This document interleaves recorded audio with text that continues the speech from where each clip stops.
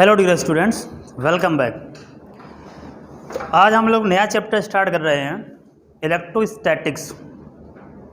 Electrostatics जो बड़ा chapter है, इसको भी उसी तरह से हम दो पार्ट में कवर करेंगे। दो पार्ट में कवर करने का मतलब ये रहेगा कि पहले पार्ट में हम लोग पढ़ेंगे चार्ज और कूलॉम्ब फोर्स के बारे में, और दूसरे पार्ट में हम लोग पढ़ेंगे इलेक्ट्रिक फील्ड इंटेंसिटी और पोटेंशियल, इलेक्ट्रिक डायपोल टॉर्क, जो भी बाकी कंडीशन है, गॉस थ्योरम, इलेक्ट्रिक फ्लक्स के बारे में। ठीक है, तो इलेक्ट्रोस्टैटिक्स के बारे में जानते हैं। बहुत ज़्यादा उसको ऐसा है कि मतलब जो हमारे बेसिक पॉइंट है उनको समझेंगे, कम समय में ज़्यादा देने का प्रयास करेंगे। ठीक है, क्या है, जैसे नॉर्मल हम शुरुआत में पढ़ते हैं, जब हम फिजिक्स स्टार्ट करते हैं वहाँ पढ़ते हैं ना स्टैटिक्स और डायनेमिक्स। स्टैटिक्स का मतलब क्या होता है, रेस्ट में, और डायनेमिक्स मतलब क्या होता है, मोशन में। तो इलेक्ट्रोस्टैटिक मतलब होगा कि इसमें हम जो भी है, चार्ज है, फोर्स है, इलेक्ट्रिक फील्ड है, इनके बारे में स्टडी करेंगे। कब? जब चार्ज रेस्ट में होगा। अगर मोशन में है तो इलेक्ट्रोडायनेमिक्स होते हैं, उसमें हम लोग पढ़ते हैं करंट, इलेक्ट्रिसिटी, और इसमें हम लोग पढ़ चुके हैं मूविंग चार्ज एंड मैग्नेटिज्म। जब चार्ज मूव करता है तो क्या जनरेट करता है, मैग्नेटिक फील्ड। तो वो हमें पता रहता है, चार्ज और मैग्नेटिक फील्ड का कोरिलेशन रहता है, इलेक्ट्रोमैग्नेटिज्म उसको बोलते हैं जाकर के। तो उतना नहीं करना है हमें। इलेक्ट्रोस्टैटिक्स मतलब क्या हुआ जाकर के, study of charge at rest. Study of charge में क्या होगा, चार्ज रहेगा, प्रॉपर्टीज ऑफ चार्ज, फोर्स रहेगा, कूलॉम्ब फोर्स रहेगा, इलेक्ट्रिक फील्ड एंड पोटेंशियल, इनके बारे में हम लोग पढ़ेंगे। अब शुरुआत में जैसे यही आता है कि भाई चार्ज होता क्या है, चार्ज का कॉन्सेप्ट क्या है, कि इसमें बहुत ज़्यादा टाइम हम नहीं लेंगे, एक थोड़ा सा ब्रीफ आइडिया देते हैं चार्ज का मतलब क्या है। इसको ऐसे समझिए, जैसे मान लीजिए कोई भी हम एटम कहें, कोई भी एटम, जैसे नॉर्मली आप कोई भी समझ लीजिए, सपोज के सोडियम ही ले लें हम। ठीक है, सोडियम का एटॉमिक नंबर कितना होता है, 11। ठीक है, और जो इसका एटॉमिक वेट रहता है वो कितना है, 23। ठीक, तो एटॉमिक नंबर 11 है, तो इसका मतलब इसमें जो इलेक्ट्रॉनिक कॉन्फ़िगरेशन आया वो 281 आया। 281 आया तो देखिए क्या हुआ, ये इसका है न्यूक्लियस, ये इसकी पहली ऑर्बिट, पहली सेल, ये दूसरी सेल रही जा करके। ठीक है, तो यहाँ न्यूक्लियस है, इसमें मान लीजिए 2 इलेक्ट्रॉन रहे जा करके, इसमें 1 इलेक्ट्रॉन रहा जा करके, ये इसकी बाहरी है, इसमें कितना रहा जा करके, 1 इलेक्ट्रॉन। ठीक है, तो देखिए क्या होगा, तो यहाँ से देखो जो इलेक्ट्रॉन की संख्या वो कितनी, 11, प्रोटॉन की संख्या 11, और न्यूट्रॉन की संख्या कितनी है, 12। न्यूट्रॉन होते हैं न्यूट्रल। देखिए, तो इलेक्ट्रॉन की संख्या 11, तो इलेक्ट्रॉन तो न्यूक्लियस में रहते नहीं, ये प्रोटॉन की संख्या 11 और न्यूट्रॉन की संख्या 12। तो न्यूक्लियस कैसा होता है, पॉजिटिव चार्ज, क्यों, प्रोटॉन कैसा है, पॉजिटिव। ठीक है, और इलेक्ट्रॉन कैसे होते हैं, निगेटिव। तो जितना पॉजिटिव हो उतने ही क्या है, निगेटिव है। तो नेट इस एटम की बात करें तो कैसा है, ये न्यूट्रल है। ठीक है, अगर मान लीजिए ये हमें पता रहता है कि भाई ये स्टेबिलिटी चाहता है, तो अपने बाहर के एक इलेक्ट्रॉन को क्या कर देता है, निकाल देता है। निकाल दिया तो इस कंडीशन में प्रोटॉन की संख्या 11 है, और इलेक्ट्रॉन कितनी हो जा करके, 10। इलेक्ट्रॉन 10 हुए तो पॉजिटिव कितना पहुंचा जाकर, 1। तो सोडियम हम कैसा हो जाता है, +1 हो जाता है। तो इसमें जो प्लस आया वो किसकी वजह से आया, इसने एक इलेक्ट्रॉन का त्याग कर दिया, लॉस हो गया, इसको डिफिशियंसी हो गई, कमी हो गई उसकी एक इलेक्ट्रॉन की। ठीक है, क्लोरीन देखिए, क्लोरीन कितना रहता है, 17 और 35। तो यहाँ देखो प्रोटॉन की संख्या रहेगी कितनी, 17, इलेक्ट्रॉन की संख्या रहेगी 17, न्यूट्रॉन कितने रहेंगे, 18। इसका अगर हम बनाएं, ये न्यूक्लियस है, ये इधर आ जा करके दूसरा, और ये तीसरा, तो देखो 287। ठीक है, इसकी टेंडेंसी क्या होगी, यहाँ प्रोटॉन जो न्यूक्लियस रहेंगे 17 रहेंगे, न्यूट्रॉन कितने होंगे, 18। इसकी टेंडेंसी क्या होगी, ये अपने ऑक्टेट को पूरा करना चाहेगा, तो इलेक्ट्रॉन क्या होगा, लेगा ये। जब इलेक्ट्रॉन को एक्सेप्ट करेगा तो प्रोटॉन तो देखो 17 ही हैं, और इलेक्ट्रॉन कितने हो गए, 18। इलेक्ट्रॉन की संख्या ज़्यादा हो गई ना, ज़्यादा हो गई तो इलेक्ट्रॉन तो कैसा होता है, चार्ज नेगेटिव, तो कैसा आ गया, माइनस में। तो इस पर जो नेगेटिव चार्ज आया वो किसकी वजह से आया, इसने इलेक्ट्रॉन को एक्सेप्ट किया, गेन किया, ग्रहण किया। ठीक है, इसलिए उस पर कैसा चार्ज आ गया, नेगेटिव। तो सिंपल सा देखो कॉन्सेप्ट आया कि किसी बॉडी पर जो चार्ज आता है वो किसकी वजह से आया, due to transfer of electrons. Electron की डिफिशियंसी या एक्सेस की वजह से उस पर चार्ज आता है। ठीक है, तो अगर डिफिशियंसी हुई तो कैसा आया, पॉजिटिव, अगर एक्सेस हुई तो कैसा आ गया, नेगेटिव। ठीक, ये तो हमारा नॉर्मली हमें जो आगे हम समझेंगे उसकी वजह से आया। अब शुरुआत करेंगे, जैसे होता है ना भाई ये कैसे पता चला कि चार्ज होता क्या है, तो नॉर्मल सा एक्सपेरिमेंट है, उसमें हम समझते हैं भाई चार्ज क्या होता है। ठीक, तो इसमें हम लोग देखते हैं भाई चार्ज होता क्या है। तो उसमें एक एक्सपेरिमेंट था पुराना, ठीक है। तो एक्सपेरिमेंट जो पुराना है उसमें क्या है रहता जा करके कि रब किया गया, जैसे नॉर्मली आप ऐसे समझिए जैसे सर्दियों में हम स्वेटर उतारते हैं, ठीक है, और जैसे स्वेटर उतारने बालों से जब लगता है तो चमकता है जा करके, है चिंगारी सी उठती जा करके। ठीक, तो ऐसा क्या हो गया, स्कूल में जैसे हम थे तो उसमें रहता था कि स्केल लिया और बालों में से रगड़ते तो छोटे छोटे टुकड़े रहते, कागज़ को उस पर लगाते तो कागज़ के टुकड़े क्या तो स्केल से चिपक जाते थे। तो ऐसा क्या होता है कि ये बिहेवियर हो रहा है, जैसे हम कपड़े से उतारें बालों से रगड़ता है तो चिंगारी से उठती जा करके, ठीक है। तो ऐसी क्या कंडीशन रहती है उसको हम लोग चेक करना रहता है जा करके, ठीक है। तो ऑब्जर्वेशन से ये देखा गया कि जब ग्लास रॉड को रब किया गया किसके साथ में, सिल्क और वूल के साथ में, ठीक। दूसरा एक्सपेरिमेंट ये था जब प्लास्टिक रॉड को रब किया गया कैट फर से, ठीक है। इससे जब रब किया गया मतलब दो हमने ग्लास रॉड ली और हमने उसको सिल्क थ्रेड से रब कर दिया, फिर ये देखा कि दोनों ग्लास रॉड को पास में लाए तो वो एक दूसरे को क्या तो दूर भेजना चाह रही थी, ठीक है। और जबकि क्या किया ग्लास रॉड और सिल्क को लाए तो एक दूसरे के पास आए वो, ठीक है। ये हो गया। इसी तरह पर क्या कि प्लास्टिक रॉड और कैट फर को जब रब किया गया, जब दो प्लास्टिक रॉड को पास में लाए तो वो दूर उसको भेजना चाह रहे थे, और जबकि कैट फर को पास तो दूर भेजना, लेकिन प्लास्टिक रॉड और कैट फर को पास में ला रहे तो वो एक दूसरे के अट्रैक्ट करने लगे। तो बात यह भाई ऐसा फिर उल्टा करके देखा गया, उल्टा करके ये देखा गया, फिर क्या किया ग्लास रॉड और प्लास्टिक रॉड को पास में लाया गया, ठीक है, तो एक दूसरे के पास पास आ गई है, ठीक है। या फिर ये देखा कि भाई इसमें क्या किया ग्लास रॉड और कैट फर को ला गए तो ये दूर दूर जा गए। तो कुछ समझ नहीं आ रहा था कि आखिर ऐसा रब करने के बाद ऐसी क्या कंडीशन हो जा रही है कि ये बिहेवियर शो कर रहा है जा करके। तो ये सब कहानी चलती जाएगा कई सालों तक, ठीक है। तो ऑब्जर्वेशन आप फिर लोगों ने जैसे ऐसे होता है ना कुछ नया करके देखो तो चमत्कार सा लगता है कि ऐसा क्या हो गया।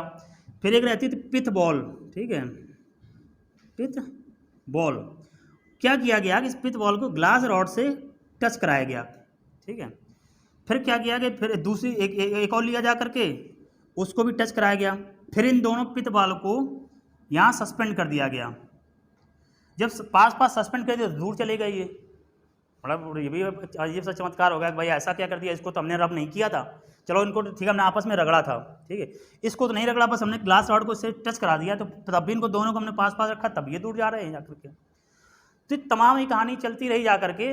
एट लास्ट जो ग्रीक वर्ड था उन्होंने इस टर्म इसको दिया जा करके इलेक्ट्रॉन।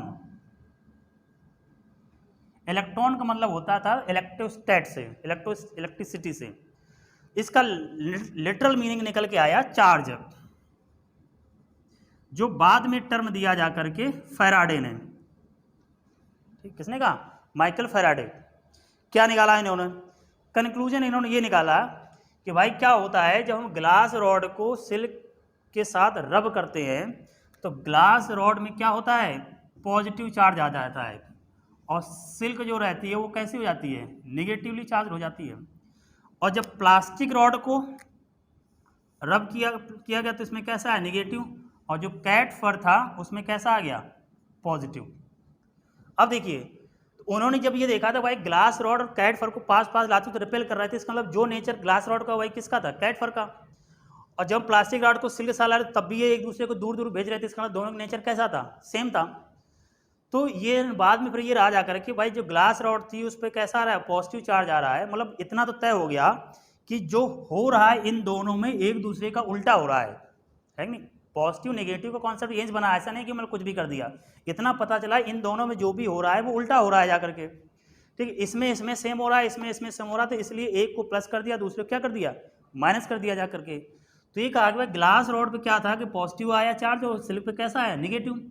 इसलिए देखो ग्लास अगर दो ग्लास रॉड को ला रहे थे, ग्लास रॉड को जैसे पिथ से कर दिया था तो इस पर ही पॉजिटिव इस पर ही पॉजिटिव, इस पर ही पॉजिटिव इस पर, इसलिए दोनों कैसे हो गए सिमिलर, एक दूसरे को ये रिपेल कर रहे थे। तो ये कंक्लूजन निकल गया कि अगर सिमिलर चार्ज बॉडीज होंगी तो एक दूसरे क्या करेंगी वो रिपेल करेंगी, प्रतिकर्षित करेंगी, दूर दूर जाएंगी, ठीक है।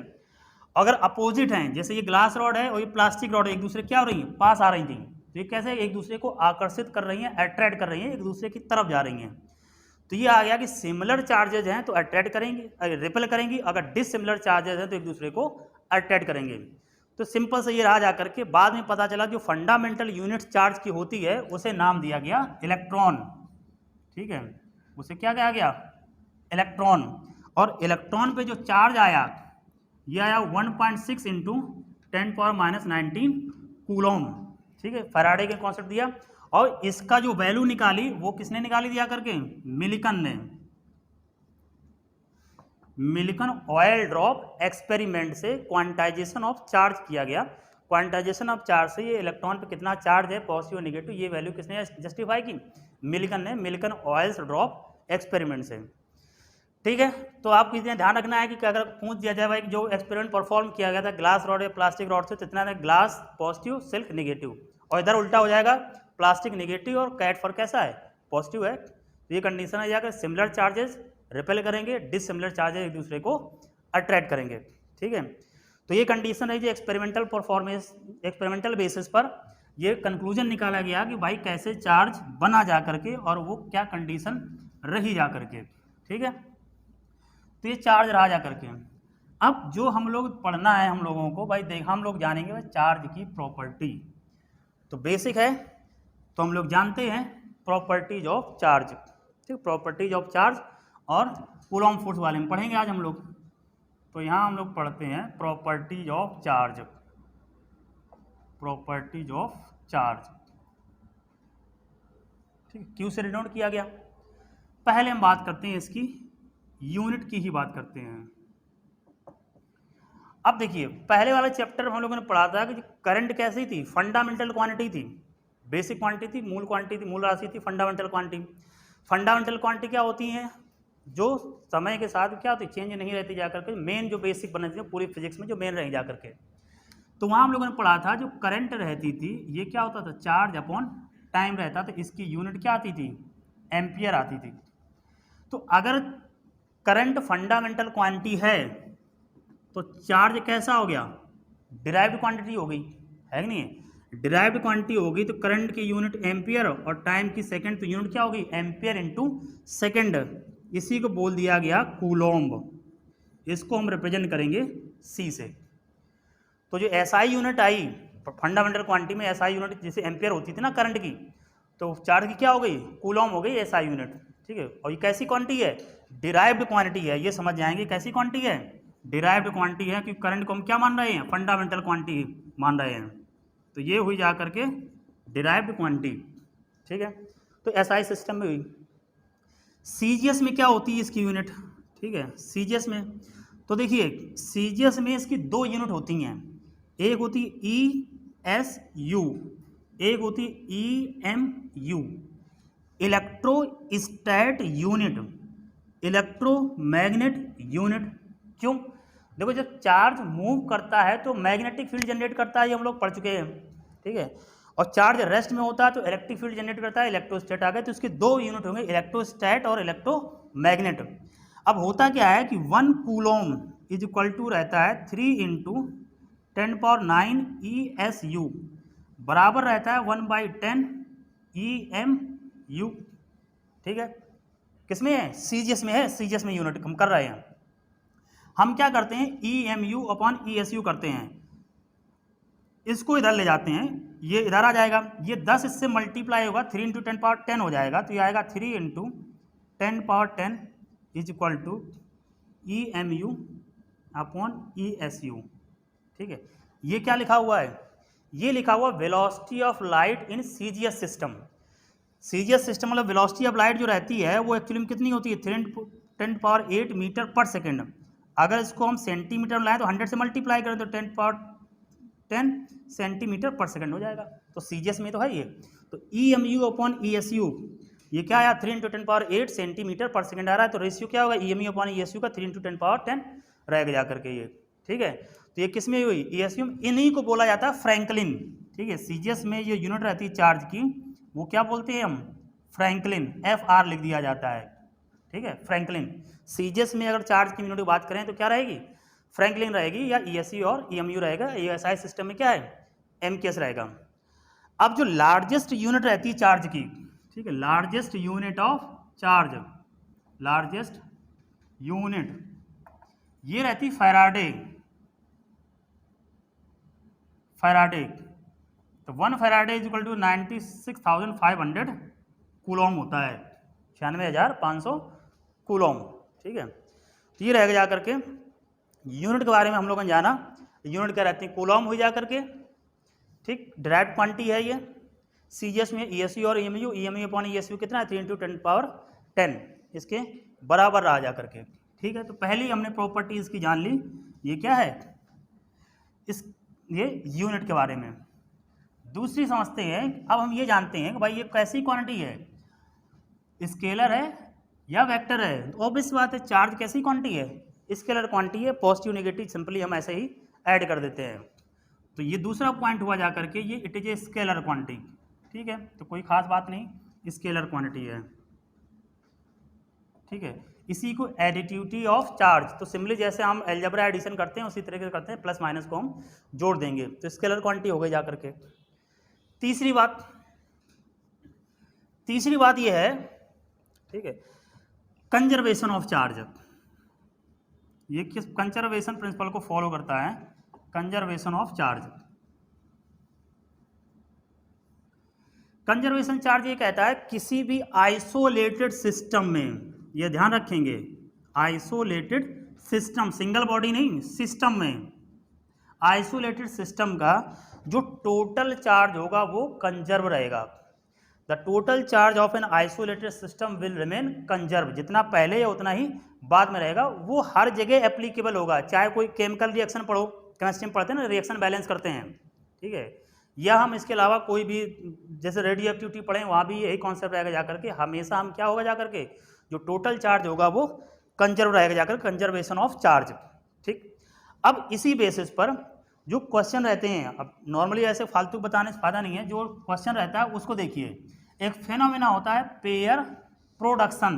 पेयर प्रोडक्शन मतलब होता है equal and opposite particle produce हो, जनरेट हो। ठीक है, तो क्या है pair production, pair production, conservation of charge की बात कर रहे हैं।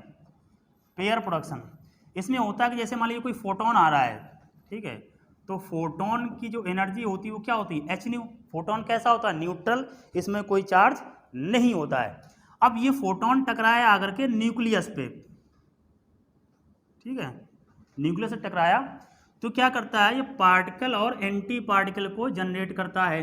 क्या जनरेट करेगा, ये आ गया इलेक्ट्रॉन और ये रहा जाकर के पॉजिट्रॉन। क्या बोलेंगे इसे, पॉजिट्रॉन। ये क्या है, इलेक्ट्रॉन या बीटा पार्टिकल, इसी का रहता है बड़ा। देखो पहले चार्ज कितना था, 0, वही बोलेंगे ना, total charge of A system will remain conserve. पहले चार्ज कितना है, 0, बाद में देखिए कितना है, जितना नेगेटिव उतने क्या है, पॉजिटिव है, तो नेट चार्ज कितना हो गया, 0। तो यहाँ पे कैसा है, 0 ही है। ठीक है, ये रहा पेयर प्रोडक्शन। नेक्स्ट रहता है pair annihilation. Annihilation, pair annihilation मतलब होता है नष्ट होना।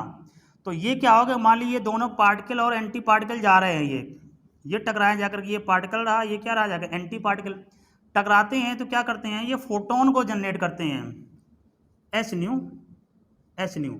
नेट चार्ज पहले कितना है, 0, बाद में भी कितना है, 0। तो दोनों चार्ज कंबाइन करके एनहिलेट हो गए, नष्ट हो गए, और क्या बना दिया इन्होंने, फोटोन। और फोटोन का चार्ज कितना होता है, 0।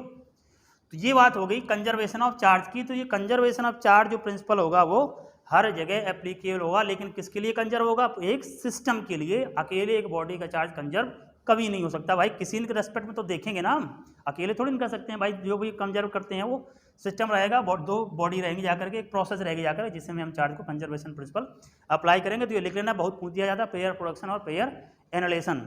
ठीक है, पार्टिकल और एंटी पार्टिकल एक दूसरे का अपोजिट। तो ये रहा जाकर के हमारा कंजर्वेशन ऑफ चार्ज। ठीक है, तो पहली बात हमने कर ली यूनिट की, दूसरी कर ली स्केलर क्वांटिटी, जो एडिशन रहा जाकर के, स्केलर एडिशन होगा जाकर के, तीसरा रहा कंजर्वेशन ऑफ चार्ज, चौथा देखते हैं हम क्वांटाइजेशन ऑफ चार्ज। ठीक है, क्या होगा जा करके quantization of charge. Quantization of charge, quantization of charge ये कहता है किसी बॉडी पे जो चार्ज रहेगा वो इंटीग्रल मल्टीपल होगा फंडामेंटल चार्ज का, क्यू बराबर क्या होगा एन ई। जो एन की वैल्यू रहेगी वो इंटीजर होंगे, मतलब फ्रैक्शन नहीं होगा 1 2 3 4 5 ऐसे रहेगा, कभी फ्रैक्शन में नहीं आएगा कि e/2 2e/3 2e/5 ऐसा कभी नहीं होगा, सभी क्या होंगे होल नंबर होगा। फंडामेंटल चार्ज क्या होगा इलेक्ट्रॉन का चार्ज। इलेक्ट्रॉन पे चार्ज कितना रहता है, इसके शुरुआत में हमने बताया था 1.6 × 10⁻⁻19 कूलॉम। ठीक है, ये रहा जा करके इलेक्ट्रॉन पे चार्ज।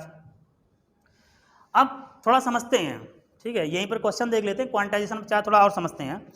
अब इसकी लिमिटेशन जैसे एनसीईआरटी में लिख रखा है, एक लिखा है माइक्रोस्कोपिक, माइक्रोस्कोपिक, माइक्रो मीन्स कम, ठीक है, और दूसरा है मैक्रोस्कोपिक। ठीक है, मैक्रो मीन्स क्या हुआ लार्ज। अब माइक्रोस्कोपिक सपोज करिए 100 इलेक्ट्रॉन है, अब 100 इलेक्ट्रॉन में से अगर 8-10 हम हटा देंगे तो हमें पता चल जाएगा ना कि क्या है, लेकिन पता चला कि सपोज करिए 10⁻10 इलेक्ट्रॉन प्रेजेंट है, इसमें अगर 100 हटा भी दें तो क्या फर्क पड़ेगा, 100 के अगर 10-20 हटा भी देंगे तो क्या कोई फर्क पड़ेगा, इतने में से कोई फर्क नहीं पड़ेगा। Millions of billions of electron present है। माइक्रोस्कोपिक जैसे एट सॉलिड की बात करते हैं, सॉलिड में 10⁻26 के आसपास रहते हैं, जाकर 10⁻32 फ्री इलेक्ट्रॉन होते हैं जाकर के, उसमें से अगर 8-10 हटा देंगे तो क्या फर्क पड़ रहा है जाकर के। तो माइक्रोस्कोपिक लेवल में क्वांटाइजेशन ऑफ चार्ज एप्लीकेबल नहीं होता है, ये अच्छे से लिख लेना। The quantization of charge principle is not applicable at microscopic level. क्यों? क्योंकि यहाँ नंबर ऑफ जो चार्ज होंगे बहुत ज़्यादा प्रेजेंट होंगे, नंबर ऑफ जो फ्री इलेक्ट्रॉन्स होंगे बहुत ज़्यादा होंगे, उनमें से अगर थोड़ा बहुत निकाल भी देंगे या शिफ्ट हो जाएगा या जुड़ भी जाएगा कोई अंतर नहीं पड़ेगा, लेकिन माइक्रोस्कोपिक में ये एप्लीकेबल होगा। तो quantization of charge applicable at the microscopic level but not at the microscopic level. ठीक है, तो ये बात हमने जानी किस पे हो गया जा करके क्वांटाइजेशन ऑफ चार्ज पे, क्यू बराबर कितना रहा एन ई। क्वेश्चन बताना चाह रहे थे हम इस पे। ठीक है, क्वेश्चन देखते हैं क्या क्वेश्चन होगा जा करके। जैसे हमें ये कहा जाए, सपोज करिए किसी बॉडी पे जो चार्ज है वो कितना है +1 कूलॉम है। ठीक है, ये मान लीजिए है किसी बॉडी पे जो चार्ज है वो +1 कूलॉम है। +1 कूलॉम मतलब क्या हुआ, इस पे इलेक्ट्रॉन की डिफिशिएंसी हुई या एक्सेज हुआ। हम लोगों ने अभी पढ़ा था इलेक्ट्रॉन अगर लॉस होंगे, इलेक्ट्रॉन की कमी होगी तो पॉजिटिव चार्ज आएगा, तो पॉजिटिव से पता चल रहा है इलेक्ट्रॉन की डिफिशिएंसी है, कमी है। यहाँ पर कितने इलेक्ट्रॉन निकल गए होंगे, इस पर चार्ज 1 कूलॉम आया होगा। ठीक है, ये हम देखते हैं, तो हम यहाँ पर लगाएंगे ये प्रिंसिपल हम, तो Q बराबर रहेगा एन ई, ये वैल्यू है 1, N निकालना है, E की वैल्यू होती है 1.6 × 10⁻⁻19। तो देखो N = आएगा 1/6 × 10⁻⁻19, ये 0 पॉइंट हटाएंगे ऊपर एक 0 आ जाएगा, ये ऊपर पहुंचेगा 19 का, यहाँ पर 18 कर देते हैं, एक 0 और बढ़ा देते हैं नीचे, यह आएगा 16। ठीक है, इसको डिवाइड कर देते हैं, काटते फाड़ते हैं, 16 6 जा कितना आएगा 96। ठीक है, कितना बचा 4, पॉइंट लगाया 40 हो गया, 32 और 580 × 10⁻18 इलेक्ट्रॉन्स, मतलब इतने इलेक्ट्रॉन निकले होंगे तब चार्ज कितना आया 1 कूलॉम आया। सोचिए 1 कूलॉम चार्ज कितनी बड़ी क्वांटिटी है, पर 10⁻8 सोचिए, 10⁻8 इलेक्ट्रॉन 10⁻18 इलेक्ट्रॉन बहुत ज़्यादा होते हैं। ठीक है, रुपयों में कन्वर्ट करो तो ज़िंदगी भर बैठे रहो है कि नहीं। तो वो कहानी भाई +1 कूलॉम बहुत बड़ा चार्ज है। ठीक है, जब इतने इलेक्ट्रॉन ट्रांसफर हो गए जाकर के तब कहीं जाकर के हुआ। अब थोड़ा इसी समझिए, जैसे एक क्वेश्चन एनसीईआरटी में दे रखा है, बड़ा अच्छा इंटरेस्टिंग क्वेश्चन है।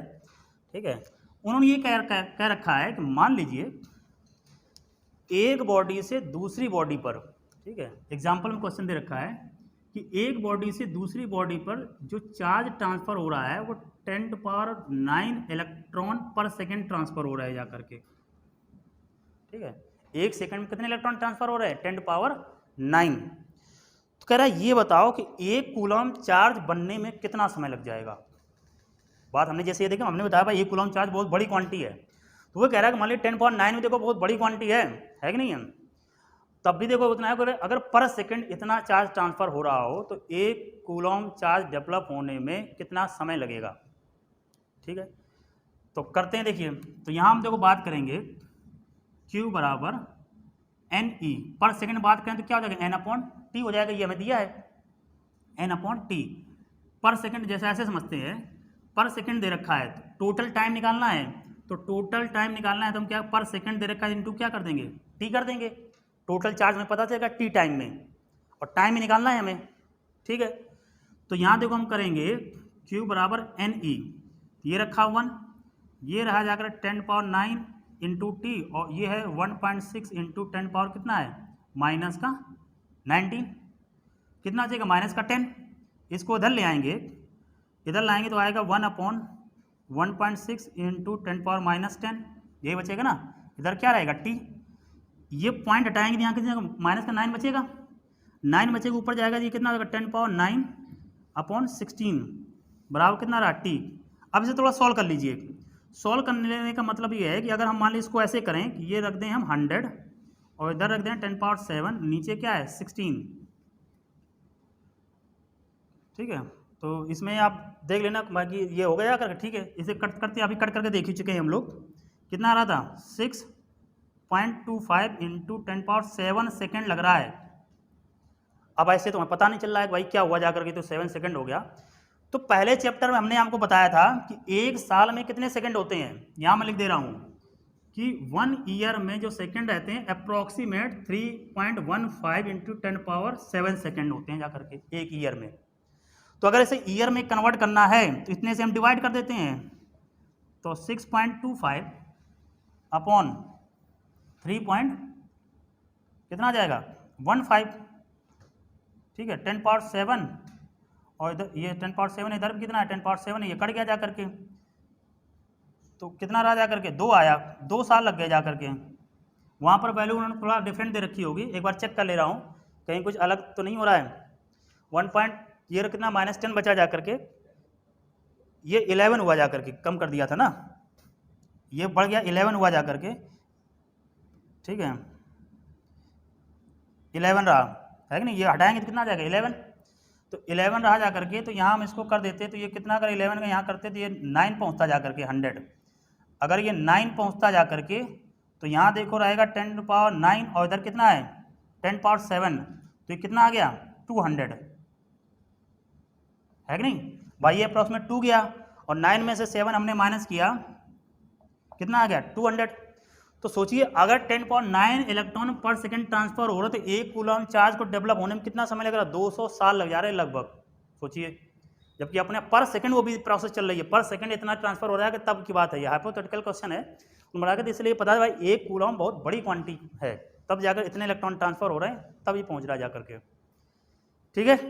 तो ये हमारा जैसे क्वेश्चन रहा तो इसमें आप समझ लेंगे। इसी तरीके अब जैसे ये क्वेश्चन है ना, इसी तरीके का एक IIT जो होता था उसमें क्वेश्चन दे रखा था। अब चूंकि यहाँ पर बात चल रही है इसलिए हम उसे यहीं पर कर दे रहे हैं। क्या था क्वेश्चन ये समझते हैं। बस IIT वगैरह में क्या रहता है कि थोड़ा वो कैलकुलेशन करा देते हैं, तो हालांकि अपने में ये रहता है भाई ऑब्जेक्टिव क्वेश्चन है तो वो रहेगा। उन्हें ये कहा था भाई कॉपर बॉल है, कॉपर बॉल है, उसका मास दे रखा था 10 ग्राम, ठीक है 10 ग्राम दे रखा है। कॉपर का एटॉमिक वेट पता रहता है सबको, ठीक है, वैसे वहाँ लिख भी रखा था 63.5 ग्राम रहता है कॉपर का एटॉमिक वेट। कह ये रहा था कि एक इलेक्ट्रॉन ट्रांसफर होता है, 1 electron transfer for every 1000 atoms, ठीक है, हर एक 1000 एटम के बाद एक इलेक्ट्रॉन ट्रांसफर हो रहा है। तो बताइए कॉपर बॉल पे कितना चार्ज रहा, ठीक है। चार्ज के बाद उन्होंने फोर्स पूछा था, कूलॉम फोर्स कितना है, तो फोर्स हम पढ़ेंगे F बराबर 1/4 Q1 Q2 upon R square. तो चार्ज निकाला फोर्स निकाल लेंगे। तो बताइए उस पर कितना इतने टाइम में पर सेकंड में जो ट्रांसफर हो रहा है जाकर के कितना चार्ज डेवलप हुआ जाकर के, ठीक। क्या करें हम, अप्रोच समझिए भाई 1000 एटम में कितना इलेक्ट्रॉन ट्रांसफर हो रहा है, एक। तो हम क्या करें, अगर इस जो मास कॉपर का दे रखा 10 ग्राम में हम एटम पता कर लेते हैं कितने हैं, नंबर ऑफ एटम पता चल जाएंगे। नंबर ऑफ एटम कैसे निकालेंगे हम, वो ऑब्वियस सी बात आपको पता था, mole concept, number of mole निकाले, एक मोल में एवोगैड्रो नंबर के बराबर एटम होते हैं, ठीक। अब उसमें क्या 1000 एटम जब निकाल दे रहे हैं तब एक इलेक्ट्रॉन ट्रांसफर हो रहे हैं, फिर 1000 निकाल देंगे, फिर एक इलेक्ट्रॉन ट्रांसफर 2000 पे 2 इलेक्ट्रॉन हो जाएंगे। तो 1000 से क्या करेंगे हम, डिवाइड कर देंगे, ये तो करेंगे भाई। भाई नंबर ऑफ एटम निकाल लिए, नंबर ऑफ एटम कैसे निकालेंगे, मास अपॉन उसका एटॉमिक वेट, ठीक है। तो उसमें नंबर ऑफ एटम पता चल जाएंगे।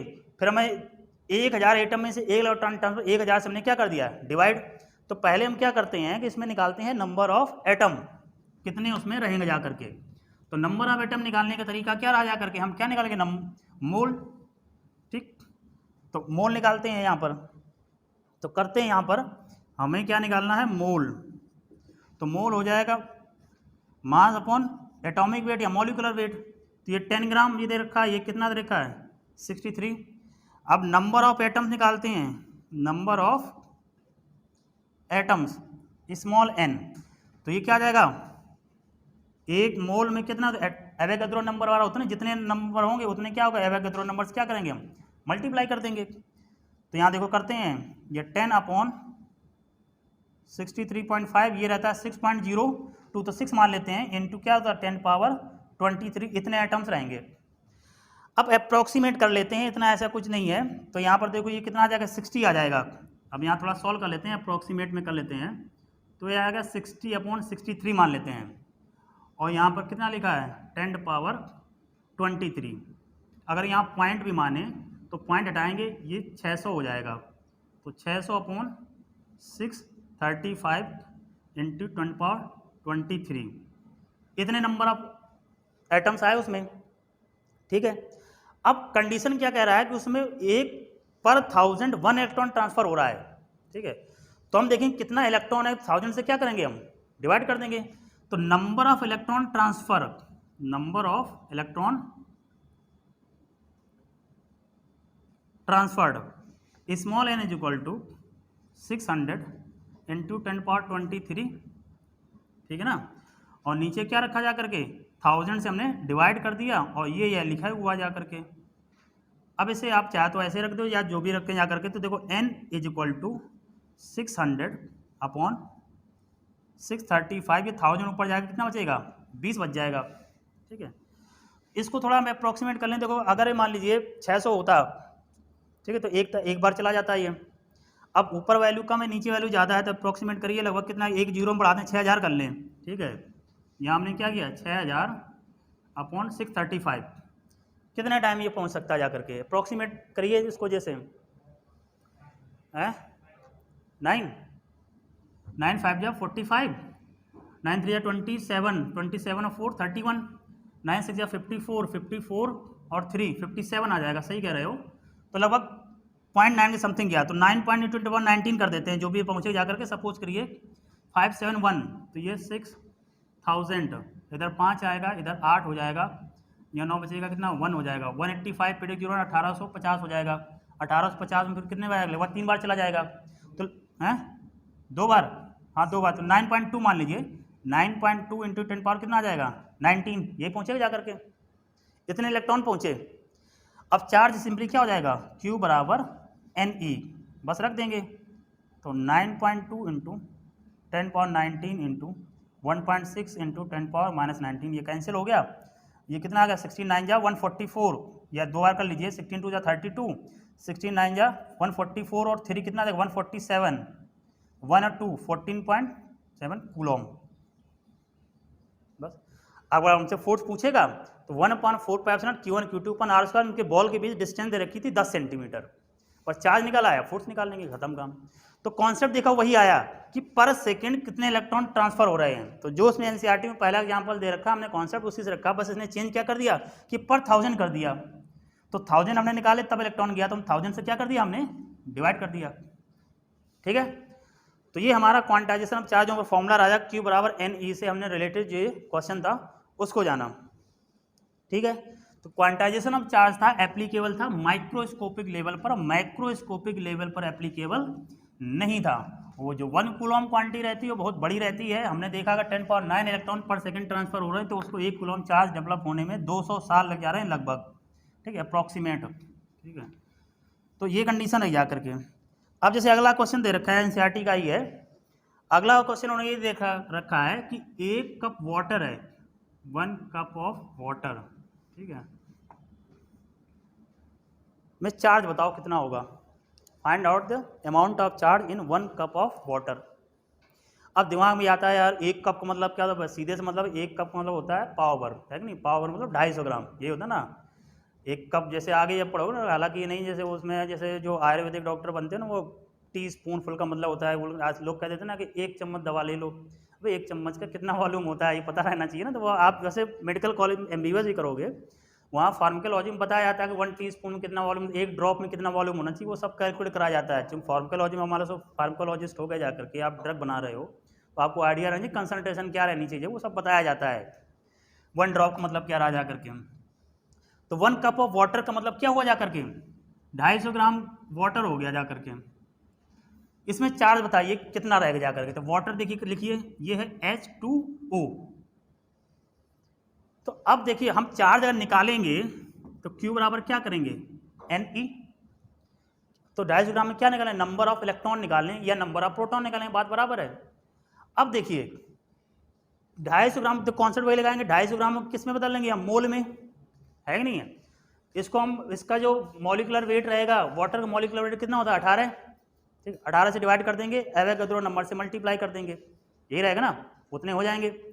अब लेकिन एक मॉलिक्यूल में कितने इलेक्ट्रॉन हैं, वाटर के एक मॉलिक्यूल में कितने इलेक्ट्रॉन या प्रोटॉन है, हाँ 8 रहे जाकर के इसमें, और एक एटम, एक हाइड्रोजन में, तो एक हाइड्रोजन कितने, 2, तो कितने होगा 10 हो गए जाकर के।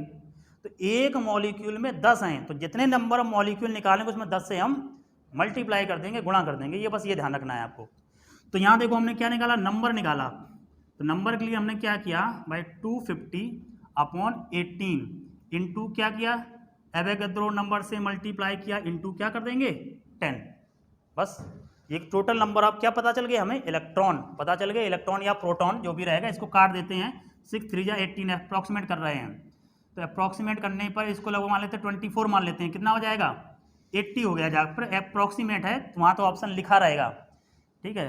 तो इसको देखा 8 इंटू 10 पावर कितना हो गया 25 हो गया ना, 23 ये 24 ये क्या हो गया 25।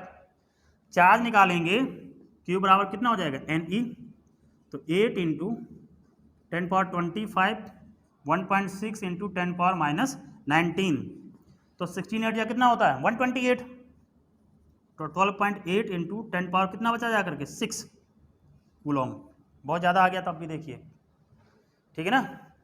तो बस इतनी कंडीशन रही जाकर के, और उसमें और कुछ नहीं रहता जाकर, जो भी रहेगा उसको हम सिंप्लीफाई, Q बराबर Ne नंबर ऑफ इलेक्ट्रॉन हमें निकालने रहेंगे।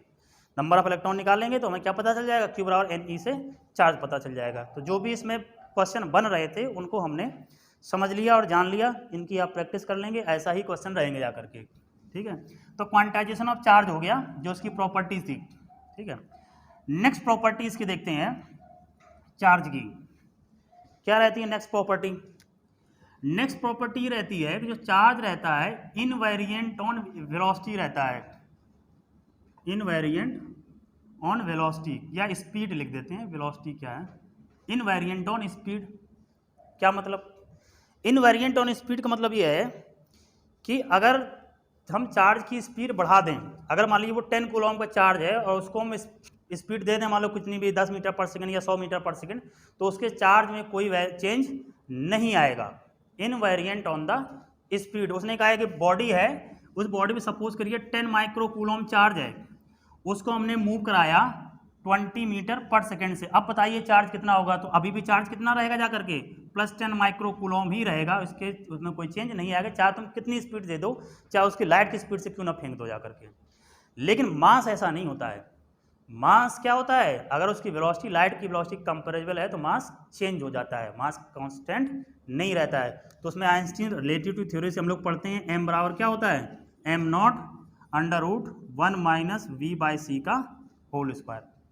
ये रहता है, अगर मान लो वेलोसिटी ऑफ लाइट c बराबर होगा c/c कितना हो गया 1, 1 - 1 कितना होगा 0, मास कितना इनफाइनाइट बढ़ जाता है, अगर वेलोसिटी हम बढ़ाते हैं तो उसका मास क्या होता है बढ़ता है जा करके। लेकिन चार्ज में कोई चेंज नहीं आएगा, बेसिक डिफरेंस है चार्ज और मास में। वेलोसिटी के साथ में चार्ज में कोई चेंज नहीं आता, जबकि मास में चेंज आ सकता है, ठीक है। तो ये बात हमने इनवेरिएंट ऑन द स्पीड।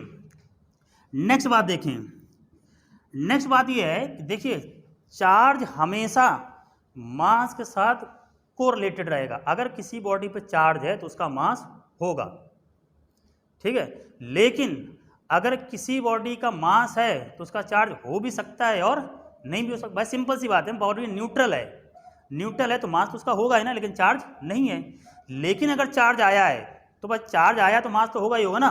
क्यों भाई? देखो हमें पता रहता है जो मास ऑफ इलेक्ट्रॉन रहता है वो 9.1 इंटू 10⁻³ kg होता है ना। अगर एक इलेक्ट्रॉन निकला इतना मास कम हो गया, अगर एक इलेक्ट्रॉन आया तो इतना मास बढ़ गया। ऑब्वियस बात है, charge is always related with the mass. मतलब इफ अ बॉडी है charge then it will always has mass. अगर किसी बॉडी पे चार्ज है, आवेश है, तो हमेशा उस पर द्रव्यमान रहेगा। लेकिन अगर किसी बॉडी पे मास है, द्रव्यमान है, तो उस पर चार्ज हो भी सकता है और नहीं भी हो सकता है। ठीक है, तो ये कंडीशन रही जाकर के। इसी पे एक जैसे न्यूमेरिकल है उसको समझें कि क्या न्यूमेरिकल है। उन्होंने क्या किया है कि 3 आइडेंटिकल बॉडी हैं। आइडेंटिकल का मतलब ये है कि उन पे मास क्या है, सेम है उन तीनों का। तो बने या ना बने आइडेंटिकल, हम मान के चलेंगे आइडेंटिकल हैं। ठीक है, तो ये मान लीजिए 3 बॉडी हम बनाते हैं, ये आइडेंटिकल हैं, आप मान के चलेंगे ये सब कैसी हैं, आइडेंटिकल हैं। ये बॉडी ए है, ये बॉडी बी है, थोड़ा बाहर बनाते हैं। ये बॉडी ए है, ये बॉडी बी है, ये सी है। ये है न्यूट्रल। न्यूट्रल का मतलब इस पर कोई चार्ज नहीं है। ये बॉडी है पॉजिटिवली चार्ज और ये बॉडी है नेगेटिवली चार्ज। पूछा ये जा रहा है बताइए इनका मास में क्या रिलेशन है। अभी हमने कहा अगर किसी बॉडी पे नेगेटिव चार्ज है तो उस पर क्या इलेक्ट्रॉन उस पर आया होगा तो अपने साथ कितना मास लाया होगा। वो जितने इलेक्ट्रॉन आए होंगे, एक इलेक्ट्रॉन का मास इतना रहता है जाकर के, जितने इलेक्ट्रॉन आएंगे उतना मास उस पर जुड़ जाएगा। अगर उस पर पॉजिटिव चार्ज इतने क्या होगा, इतना मास उससे कम हुआ होगा। और ये क्या है, न्यूट्रल है, ना तो इसका मास घटा ना तो इसका मास बढ़ा। तो सबसे कम मास किसका हुआ, जो पॉजिटिव चार्ज है, और सबसे ज़्यादा किसका है, जिसका मास मतलब किसका नेगेटिव चार्ज। तो हम ये कह सकते हैं mass of C will be greater than mass of A, और सबसे कम किसका रहेगा, मास ऑफ बी, है नहीं। चार्ज इज ऑलवेज को रिलेटेड विद द मास। अगर बॉडी पे चार्ज है तो मास जरूर होगा। अगर वो बॉडी पॉजिटिव चार्ज है तो मास कम होगा, अगर नेगेटिव चार्ज है तो मास ज़्यादा होगा। कितना ज़्यादा होगा, जितने उसमें इलेक्ट्रॉन की डिफिशिएंसी या एक्सेस होंगे जाकर के। ठीक है, तो ये कंडीशन रही जाकर के चार्ज की। ठीक है, तो हमने प्रॉपर्टी है यानी इसकी। नेक्स्ट देखते हैं। नेक्स्ट ये है कि हमने ये पढ़ा कि भाई जो सिमिलर चार्ज होते हैं वो रिपेल करते हैं। ठीक है, ये सब शुरुआत में हमने यही की थी भाई, सिमिलर चार्ज होंगे, सिमिलर चार्ज रिपेल करेंगे, और डिसिमिलर जो होंगे या अपोजिट चार्ज जो होंगे वो क्या करेंगे, अट्रैक्ट करेंगे। ठीक है, अब इसी पे क्वेश्चन रहता है, खूब पूछा गया है। उन्होंने कहा है कि एक सोप बबल है, कैसा है, सोप बबल। ठीक है, उसकी सरफेस पे नेगेटिव चार्ज दिया गया है। बताइए इसकी रेडियस में क्या चेंज होगा, घटेगी, बढ़ेगी, या वही बनी रहेगी। ठीक है, अब देखो नेगेटिव चार्ज या जो सोप बबल होता है, आपने अगर केमिस्ट्री में जैसे सोप एंड डिटर्जेंट पढ़ा होगा तो उसमें मिसली स्ट्रक्चर होता है। मिसली स्ट्रक्चर क्या होता है, उसका सेंटर जैसे पॉजिटिव रहता है, बाहर वाले क्या रहता है, निगेटिव। तो सोप जो होगा इसका सेंटर पॉजिटिव रहेगा, बाहर क्या रहेगा, निगेटिव। मतलब ऑलरेडी सोप बबल पहले से निगेटिव में था, निगेटिव चार्ज हमने और दे दिया। तो निगेटिव चार्ज क्या एक दूसरे को रिपेल करेंगे ना, तो रिपेल करेंगे तो वो कम रिपेल, ऐसा चाहेंगे कि वो दूर से दूर जाना चाहेंगे। दूर से दूर जाना चाहेंगे तो ये क्या होंगे, इनकी अगर चार्ज की भी डिस्टेंस बढ़ानी तो इसको एक्सपेंड करेगा ना, ये बढ़ेगा। अगर छोटा हो जाएगा तो डिस्टेंस और कम हो जाएगी। तो ये क्या होगा, चार्ज हम देंगे तो ये एक्सपेंड करेगा।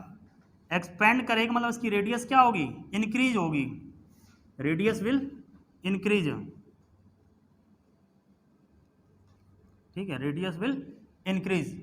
तो अगर हम उस बॉडी पे नेगेटिव चार्ज दे रहे हैं तो उसके साइज क्या होगा, बढ़ेगा सोप बबल का।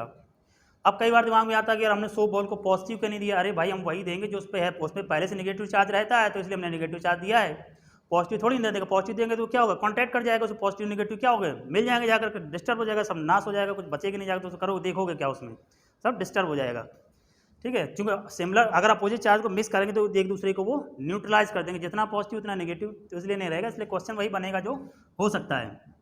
ठीक है, तो ये हमने जाना, जो सिमिलर चार्ज होंगे एक दूसरे को रिपेल करेंगे, जो अपोजिट चार्ज होंगे एक दूसरे को वो अट्रैक्ट करेंगे।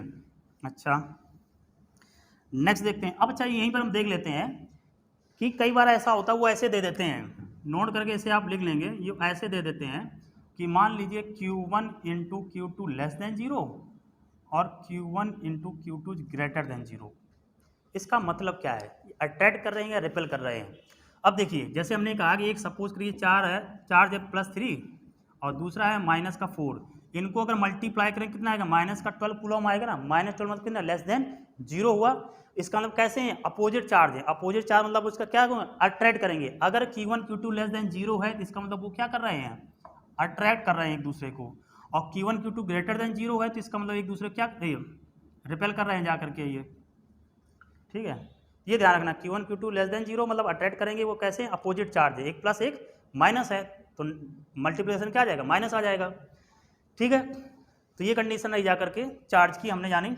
नेक्स्ट देखते हैं, जो चार्ज होता है, चार्ज रिजाइड्स मतलब रहेगा on outer surface of conductor, on outer surface of conductor, किसी कंडक्टर के आउटर सरफेस पे रहता है charge. Charge resides on the outer surface of conductor, ये इंपॉर्टेंट प्रॉपर्टी है, आगे हम लोग न्यूमेरिकल इस पे देखेंगे तो पता चलेगा। Charge resides on the outer surface of conductor, ठीक है। अगर मान लो कोई जैसे स्फेरिकल कंडक्टर है, सेल है ये, तो जो चार्ज आएगा सिर्फ किधर रहेगा, अंदर तरफ रहेगा, बाहर नहीं रहेगा, मतलब बाहर रहेगा, अंदर तरफ नहीं रहेगा।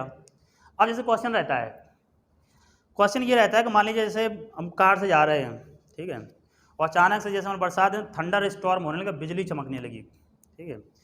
तो आप कार के अंदर है, तो आप जब जा रहे हो तो आपके सामने एक पेड़ खड़ा हुआ है, तो आप बिजली से बचने के लिए क्या करेंगे, आप पेड़ के नीचे शरण लोगे या कार में ही बैठे रहोगे, क्योंकि कार का जो बॉडी है वो तो मेटल की है, ठीक है, और पेड़ नीचे होगा तो पेड़ क्या होता है भाई, नॉन कंडक्टिव होता है। तो आप अपने आप को बचने के लिए कौन सा उपाय करेंगे, तो ऑब्वियस सी बात है कि इसमें हम देखें तो कार में ही बैठे रहेंगे। क्यों बैठे रहेंगे, दोनों का मतलब समझिए।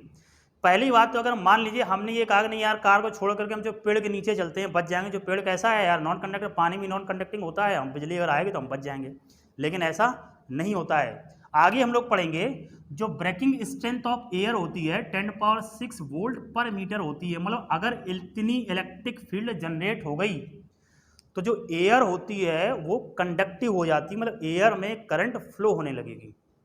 जो बिजली चमकती है ना, इससे ज़्यादा इलेक्ट्रिक फील्ड जनरेट होती है, तो एयर कैसी हो जाती है, कंडक्टिव। तो वहाँ से देखो जब बिजली चमकती है बुढ़ो जैसे लाइन से बन के नीचे दिखाई देती है जा करके, जो एयर से ट्रांसफर होते चली जाती है ना, क्योंकि इतनी ज़्यादा तेज होती जा करके। तो अगर हम पेड़ के नीचे जाते हैं, जो हमने सोच के चले थे यार नॉन कंडक्टिव, तो वो कैसा हो गया, कंडक्टिव हो गया। पता चला हम खड़े तो हमारे ऊपर गिरी जाकर कहानी खत्म हो गई जा करके, ठीक। अब मान लीजिए हम कार के अंदर बैठे हैं, उससे क्या होगा, तो प्रॉपर्टी ये है कि जी, अब प्रॉपर्टी ऐसे थोड़ा ना कि बिजली को पता है भाई, ये तो ऑब्जर्वेशन है ना, एक्सपेरिमेंटल ऑब्जर्वेशन देखेंगे तभी तो बताया गया। तो वो मेटल की बनी हुई है, अगर उस पर देखो बिजली गिरेगी तो वो हॉलो है, ठीक है, कवर्ड है, तो हम उसके अंदर सीट में बैठे हुए हैं, तो हम तो उसके कांटेक्ट में है नहीं, बॉडी के कांटेक्ट में, बॉडी कांटेक्ट में तब भी आ जाएगी। तो हम ऐसे बैठे हुए जाकर, तो जो करंट रहेगी वो केवल आउटर सरफेस में रहेगी, अंदर नहीं आएगी, तो आप सेफ रहेंगे। इसलिए अगर अपने आप को प्रोटेक्ट करना है तो हम किसी भी हॉलो कंडक्टर के अंदर रहेंगे तो हम बच सकते हैं। अगर हम बाहर ओपन में जाएंगे तो एयर कैसी हो जाएगी, कंडक्टिव हो जाएगी, तो वो जो थंडर स्टॉर्म का इफेक्ट होगा हमारी बॉडी को समझ में आएगा, ठीक है।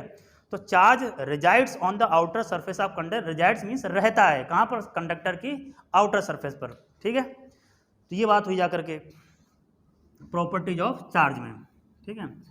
तो बेसिक जो प्रॉपर्टी है वो हमने जानी। अब इसमें बाकी अगर हम जैसे बात करें तो उसको समझते हैं, ठीक है, क्या रहता जा करके, ठीक। तो ये रहा चार्ज और उसकी प्रॉपर्टी। अब चार्ज को हम मेजर कैसे करते हैं ये जानते हैं। तो जो चार्ज को मेजर करते हैं तो कुछ इंस्ट्रूमेंट्स रहते हैं, जैसे gold leaf electroscope, gold leaf electroscope, या आपने पढ़ा होगा केमिस्ट्री में एक होता है वोल्टा मीटर, अमाउंट ऑफ चार्ज बताता है ना, ये होता है वोल्टा मीटर, ठीक है। इलेक्ट्रोमीटर होता है, उससे मेजर करते हैं। वोल्टा एक होता है वोल्ट मीटर, उससे हम पोटेंशियल मेजर करते हैं। वोल्टा मीटर से क्या मेजर करते हैं, जो इलेक्ट्रोलिसिस प्रोसेस होती है ना उसमें कराते हैं, तो चार्ज मेजर करता है पर ग्राम इक्विवेलेंट जो रहता है जाकर के। तो हमें देखना है गोल्ड लीफ इलेक्ट्रोस्कोप से कैसे मेजर करता है ये जानना है, ठीक है। तो इसमें होता क्या है, जैसे मान लीजिए ये है, तो इसमें जैसे ये है तो यहाँ पर ये जैसे ऐसे बना रखा है, तो इसमें ऐसे 2 गोल्ड की लीफ रहती हैं, ठीक है। तो मान लीजिए कोई बॉडी है चार्ज, उसको हमें यहाँ लाए, सपोज करिए पॉजिटिव चार्ज है, तो पॉजिटिव चार्ज ट्रांसफर कर देगा, तो ये दूसरे क्या होंगे, ये डाइवर्ज होंगी। डाइवर्ज होंगे तो हमें पता चल जाएगा भाई, उसी डाइवर्जेंस के हिसाब से हम चार्ज की क्वांटिटी, वो फॉर्मूला रहेगा उसे पता कर लेते हैं। अगर निगेटिव है तो निगेटिव कर देगा, तब भी ये क्या हो जाएगा, फैल जाएगा जा करके। ये तो आसान सी कहानी है, लेकिन कभी कभी जो क्वेश्चन बना देता है उसको समझिए। क्वेश्चन क्या बताता है कि ये मान लीजिए गोल्ड लीफ इलेक्ट्रोस्कोप है, ठीक है, और इसके अंदर क्या है, वैक्यूम है, ठीक है। तो ये मान लीजिए यहाँ पर हमने क्या किया, ये हम लाए, तो इसमें कोई भी जैसे सपोज करिए पॉजिटिव ही था, ठीक है। अब हमने क्या किया, इसमें एक्स रेज को पास कर दिया। एक्स रेज क्यों पास किया, क्योंकि इनकी एनर्जी बहुत ज़्यादा होती है, बहुत ज़्यादा होगी, तो इसके अंदर क्या करते हैं, इस मेटल सीट का या मेटल जो लीफ हैं, जो पत्तियां इसकी हैं, प्लेट हैं, इनमें फोटो इलेक्ट्रिक इफेक्ट कॉज कराता है। फोटो इलेक्ट्रिक इफेक्ट का मतलब क्या होता है कि उस प्लेट से क्या होगा, इलेक्ट्रॉन निकलेंगे, इलेक्ट्रॉन बाहर निकल आएंगे। अगर ये गोल्ड लीफ पॉजिटिव चार्ज है, इससे अगर इलेक्ट्रॉन बाहर निकल आएगा तो पॉजिटिव चार्ज और बढ़ जाएगा, पॉजिटिव चार्ज और बढ़ जाएगा, तो इसमें डाइवर्ट, इनमें रिपल्सन और होगा, रिपल्सन और ये और दूर दूर जाएंगे, ठीक है। अगर यही मानिए, ठीक है, यही अगर हम माने ये गोल्ड लीफ जो है वो निगेटिव होती, वही सेम कंडीशन, वैक्यूम अंदर होता और एक्सरेज को पास करते हैं हम, ठीक है। तो एक्सरेज को पास करते इससे इलेक्ट्रॉन क्या होता, निकलता, इलेक्ट्रॉन निकालता, तो इन पत्तियों पर कैसा चार्ज आता, पॉजिटिव, तो इसका मतलब निगेटिव कम हो गएगा ना, निगेटिव कम हो गया तो उनका जो रिपल्सिव फोर्स था वो क्या होगा, कम होगा। जब कम होगा तो एक दूसरे की ये तरफ मूव करेंगे। तो कई बार ये कह देता है, आप कैसे पता करोगे, वो एक उसमें ऑप्शन में लिखा रहेगा कि अगर मान लो पास पास आ रहे हैं तो मतलब कैसा रहा होगा, वो निगेटिव चार्ज रहा होगा, अगर दूर जा रहा तो कैसा रहा होगा, पॉजिटिव चार्ज रहा होगा, अगर हम वैक्यूम में से एक्स रेज को पास कर रहे हैं, ठीक है। बाकी इसको हम मेजर करते हैं कि जैसा अमाउंट ऑफ रिपल्सन रहेगा, जितना डाइवर्जेंस होगा, उसके बेसिस पे अमाउंट ऑफ चार्ज हमें पता चल ज़्यादा है या कम है, ठीक है। तो एक बार ऐसे फिर से जो हमने बोला है, तो रिकॉर्डेड तो ये होता ना, एक बार फिर से बैक कर लो, फिर सुन लो, ठीक नहीं, क्लास में होता है कि बार बार बोलो, ठीक नहीं। तो आप ध्यान रखें इस बात को, ठीक है। तो गोल्ड लीफ इलेक्ट्रोस्कोप से हम क्या करते हैं, चार्ज को मेजर करते हैं, बस इतना ध्यान रखना है आपको। और जो क्वेश्चन पूछे गए हैं एक्सरे से रिलेटेड वो हमने बताया, ठीक है। तो ये कंडीशन हो जाकर के चार्ज की प्रॉपर्टीज की और चार्ज के मेजरमेंट की, ठीक है। अब नेक्स्ट बात आती है मेथड्स ऑफ चार्जिंग, ठीक है, किसी बॉडी को हम कैसे चार्ज करते हैं, ठीक है। Methods of charging, methods of charging, तो 3 मेथड होते हैं, ठीक है। कितने रहते हैं जाकर के, 3। क्या होते हैं, पहला रहता है फ्रिक्शन, जो हमने शुरुआत की थी ग्लास रॉड और सिल्क से।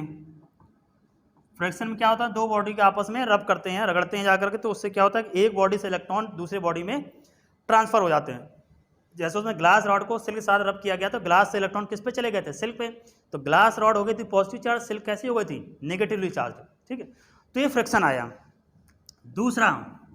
दूसरा आता है इंडक्शन, ये थोड़ा इंपॉर्टेंट है, इंडक्शन। इसमें क्या होता है कि एक बॉडी जो चार्ज बॉडी रहती है, जैसे ऐसे समझते हैं, ठीक है, कि ये मान लीजिए एक रॉड है, ठीक है, ये पॉजिटिव चार्ज है, ठीक है, और ये एक स्फीयर है, ठीक है, इसके पास में लाए, मेटल का है, मेटल का तो क्या होंगे, फ्री इलेक्ट्रॉन होंगे। अब इसमें क्या होगी, पॉजिटिव है तो इलेक्ट्रॉन इसकी तरफ अलाइन हो जाएंगे, और जो पॉजिटिव वाला है वो किस तरफ चला जाएगा, दूसरी तरफ चला जाएगा। मतलब इंडक्शन में क्या होता है कि अपोजिट चार्ज डेवलप होता है, बस ये ध्यान रखना, कैसा होगा, अपोजिट चार्ज डेवलप होगा। कैसे होगा, बस ये हम देख रहे हैं, ठीक है। तो देखो जितना नेगेटिव उतना पॉजिटिव, नेट चार्ज कितना है, 0।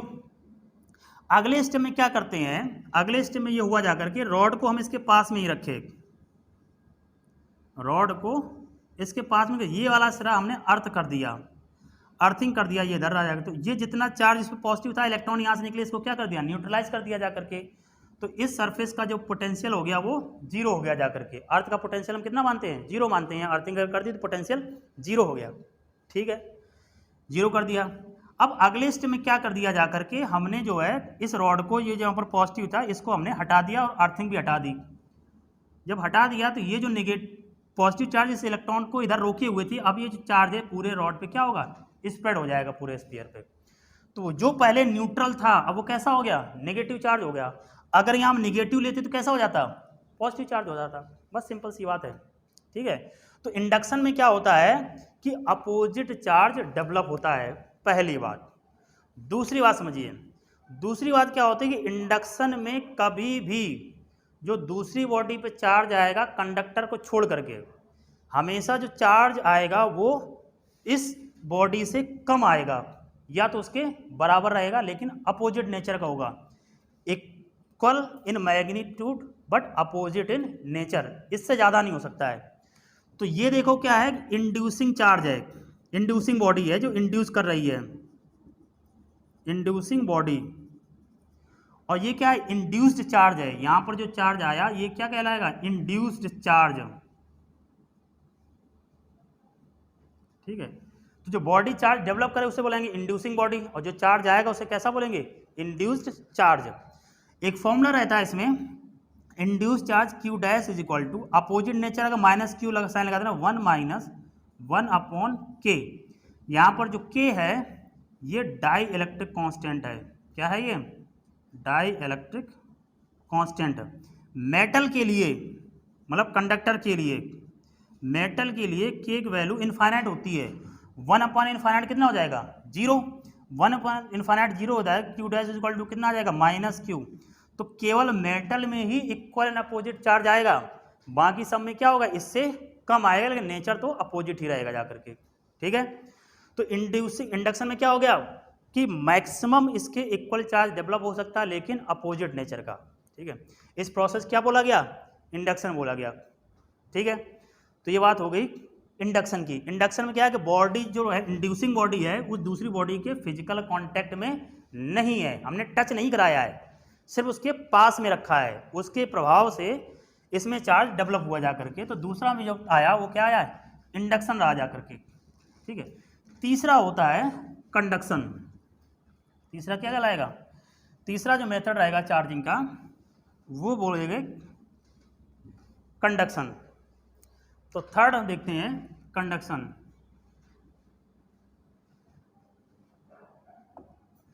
ठीक है, कंडक्शन में क्या होगा, ठीक है, कंडक्शन में ये होगा जा करके कि ये जैसे एक बॉडी है, ठीक है, और ये एक रॉड है सपोज की पॉजिटिव चार्ज।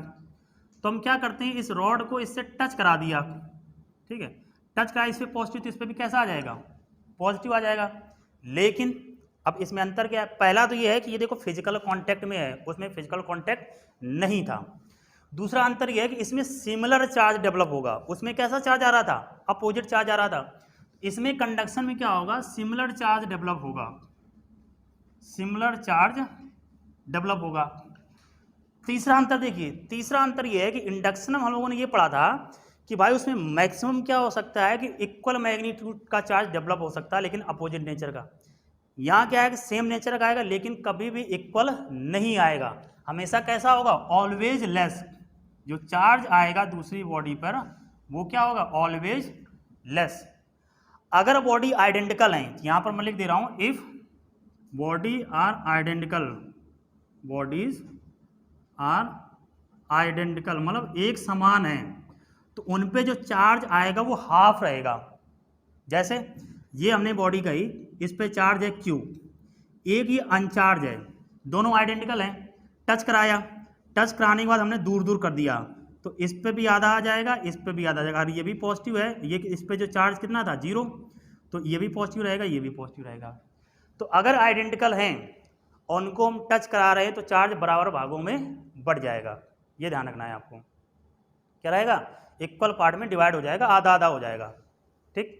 जैसे ये आ जाएगा, सपोज करिए एक बॉडी ये है, इस पे मान लीजिए Q1 is equal two plus का 10 कूलम है, दूसरी आइडेंटिकल है, ठीक है, इस पे जो चार्ज है वो कितना, माइनस का 4 कूलम है। इन दोनों को टच कराया और टच कराने के बाद अलग अलग कर दिया, क्या बताया गया, चार्ज क्या होगा, बराबर भागों में बटेगा। तो बराबर भागों में बटेगा तो यहाँ पर देखेंगे भाई Q1 प्लस Q2 बाई 2, तो प्लस का 10 माइनस का 4 कितना बचा, 6, और 6/2 करोगे कितना आ जाएगा, 3, और यहाँ भी कितना आ जाएगा 3, बराबर आ गया 3 कूलम और 3 कूलम। बहुत सिंपल सी बात है। तो क्या होगा, बराबर पार्ट में, इक्वल पार्ट्स में वो डिवाइड होगा अगर बॉडीज आइडेंटिकल हैं। तो हमने क्या जाना है, एक तो इसमें फिजिकल कॉन्टैक्ट है, सिमिलर चार्ज डेवलप होगा, हमेशा क्या होगा, कम होगा। अगर बॉडी आइडेंटिकल है तो बराबर भागों में चार्ज जितना भी होगा वो बढ़ जाएगा। इंडक्शन में क्या था, अपोजिट चार्ज डेवलप हो रहा था और उसमें क्या था, मैक्सिमम उसके मैग्नीट्यूड के बराबर हो सकता है लेकिन अपोजिट नेचर का, और उसमें फिजिकल कॉन्टैक्ट नहीं होता था। तो चार्जिंग के जो मेथड है वो 3 रहे, फ्रिक्शन, इंडक्शन एंड कंडक्शन। ठीक है, तो ये कंडीशन हम लोगों ने जान ली मेथड्स ऑफ चार्जिंग के। नेक्स्ट हम चार्ज का ही पार्ट है, ये देखते हैं कि चार्ज का डिस्ट्रीब्यूशन किस तरीके से होता है, डिस्ट्रीब्यूशन ऑफ चार्ज। ठीक है, नेक्स्ट हम पॉइंट देखें डिस्ट्रीब्यूशन ऑफ चार्ज। तो पहला आता है line charge distribution, line charge distribution, line charge distribution या लीनियर चार्ज डेंसिटी से बोल दिया जाता है, लीनियर चार्ज डेंसिटी। इसको डिनोट करते हैं लैम्डा से। ठीक है, तो लीनियर चार्ज डेंसिटी रहता है किसी बॉडी के रॉड जो होगी लेंथ पे, ऐसे जैसे ये रॉड है, इसकी पूरी लेंथ पे ऐसे स्प्रेड रहेगा, ये लेंथ L है, चार्ज Q है। तो लीनियर चार्ज डेंसिटी लैम्डा बराबर रहेगा चार्ज पर यूनिट लेंथ, तो कूलॉम पर मीटर हो जाएगा इसकी यूनिट, लीनियर चार्ज डेंसिटी। ठीक है, दूसरा होता है surface charge density, surface charge density, charge density मतलब उसके सरफेस पे स्प्रेड रहेगा, जैसे ये है इसके सरफेस में स्प्रेड है, इसको डिनोट करते हैं हम सिग्मा से। ये रहता है चार्ज पर यूनिट एरिया, तो charge per unit charge Coulomb area क्या होता है, मीटर स्क्वायर, तो कूलॉम पर मीटर स्क्वायर, इसको किससे रिप्रेजेंट करेंगे हम, सिग्मा से। उसके जो सरफेस एरिया में चार्ज डिस्ट्रीब्यूटेड रहेगा वो रहेगा सरफेस चार्ज डेंसिटी। तीसरा volume charge density, volume charge density मतलब जो उसके पूरे वॉल्यूम में स्प्रेड रहेगा, इसको रो से डिनोट करते हैं। तो देखो रो इज इक्वल टू रहता है चार्ज पर यूनिट वॉल्यूम, तो ये कूलॉम पर मीटर क्यूब। ठीक है, तो जो चार्ज डिस्ट्रीब्यूशन है वो 3 तरीके से रहा।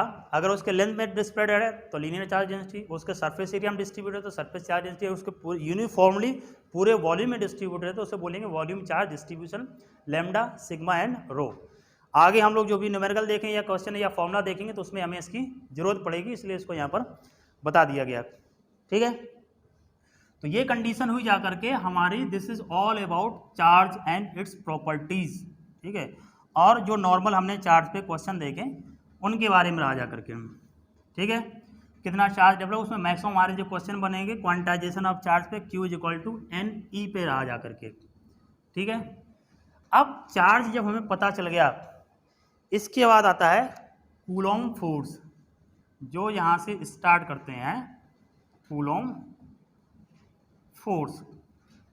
ठीक है, कूलॉम फोर्स में जैसे हम लोग वैसी तरह का रहेगा जैसा हमने किसमें पढ़ा था, Newton's law of gravitational force. वहाँ पर क्या होता है, पॉइंट मासेस के प्रोडक्ट के प्रोपोर्शनल रहता था, यहाँ पर पॉइंट चार्जेज होंगे जा करके, और कोई अंतर नहीं है। तो कूलॉम फोर्स में बात करें तो यहाँ में पता रहेगा पॉइंट चार्ज रहेगा जा करके, पॉइंट चार्ज। तो जैसे 2 पॉइंट चार्जेज, ये Q1 है और ये क्या है Q2, उनके बीच के डिस्टेंस R है। क्या कहता है ये, द कूलॉम फोर्स रहेगा directly proportional to product of point charges, inversely proportional to square of distance between them, मतलब इनवर्स स्क्वायर लॉ को ये फॉलो करता है। 1/r स्क्वायर जहाँ भी आएगा उसे बोलेंगे इनवर्स स्क्वायर लॉ। दोनों को हम कंबाइन करते हैं तो ये रहेगा जाकर के Q1 Q2/r स्क्वायर। प्रोपोर्शनलिटी के साइन आते हैं, कांस्टेंट रहता जाकर के, उसकी वैल्यू लिख दे रहा हूँ, ये रहता 1/4πε0 Q1 Q2/r स्क्वायर। यहाँ पर जो ε0 है ये कहलाता परमिटिविटी ऑफ, क्या कहेंगे, permittivity of free space, free space. इसकी जो वैल्यू रहती जा करके 8.85 इंटू 10⁻⁻12 कूलॉम स्क्वायर पर न्यूटन इंटू मीटर स्क्वायर। ठीक है, 8.85 इंटू 10⁻12 कूलॉम स्क्वायर पर न्यूटन इंटू मीटर स्क्वायर। ठीक, अब डायमेंशन इसकी बहुत पूछी जाती है तो यहीं पर कर देते हैं। अभी हम लोगों ने पढ़ा था Q बराबर क्या होता था I इंटू टी, तो डायमेंशन बात करें A इंटू टी क्या हो जाएगा, चार्ज की डायमेंशन। तो देखो इसकी डायमेंशन निकालते हैं हम, ठीक है, परमिटिविटी ऑफ फ्री स्पेस की डायमेंशन निकालते हैं, तो कूलॉम स्क्वायर करेंगे तो आ जाएगा ए स्क्वायर टी स्क्वायर। न्यूटन मतलब फोर्स लिखा है, फोर्स की डायमेंशन रहती है MLT - 2, मीटर स्क्वायर मतलब क्या लिखा है L स्क्वायर, ठीक है ना। M ऊपर जाएगा तो कितना हो जाएगा M-1, ठीक है। अच्छा इधर क्या है L स्क्वायर, ये L ऊपर जाएगा कितना हो जाएगा L पावर -3, -2 ऊपर जाएगा प्लस का हो जाएगा, प्लस का 2 + 2 कितना आ जाएगा 4 हो जाएगा, 10⁴, और ये कितना लगेगा A स्क्वायर। तो ये आ गया M-1 L-3 T4 A2, 1342 हमने आपको बताया था। तो 13 मतलब कितना हो गया, और विथ नेगेटिव, पहले दो नेगेटिव बाद के दो क्या हैं पॉजिटिव हैं, 1342। तो आप क्या पहले दोनों क्या करते हैं MLTA याद रखेंगे, ये आ जाएगा परमिट, ये रहा जा करके परमिटिविटी ऑफ फ्री स्पेस की, ठीक है।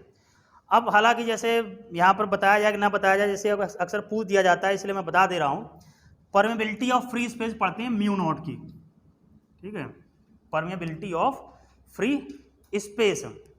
इसकी डायमेंशन क्या होती है, कोई फॉर्मूला लिख लेते हैं जिसमें फॉर्मूला ये आता हो, जैसे मैग्नेटिक फील्ड इंटेंसिटी रहती है वायर जो लूप की, तो क्या रहता है μ0/4π, इधर I/r रहता है। अब मैग्नेटिक फील्ड की किसी भी फॉर्मूला निकाल लेते हैं, F बराबर क्या होता है ILB, तो B बराबर हो जाएगा F/IL। तो देखो डायमेंशन क्या हो गई जाकर के, F की क्या हुई जाकर के MLT-2, करंट की हो गई A, ये L हो गया, L से L कट गया, तो मैग्नेटिक फील्ड की देखो डायमेंशन आगे जाकर के MT-2 A-1, ये हुआ ना। μ0 की निकालनी है मेरे, करंट की A हो गया, इसकी L हो गई जाकर के, ठीक है ना। तो ये रहा, अब इसको देखो लाते हैं, देखो μ0, तो ये इधर आएगा, तो M तो यही लिखा है, ठीक है, इधर क्या आ जाएगा L आ जाएगा, ठीक है, इधर L आएगा तो ये लिखा होगा T-2, A नीचे आएगा फिर ऊपर चला आएगा तो कितना हो जाएगा A-2, ये आ जा करके कितना MLT-2 A-2, ठीक है।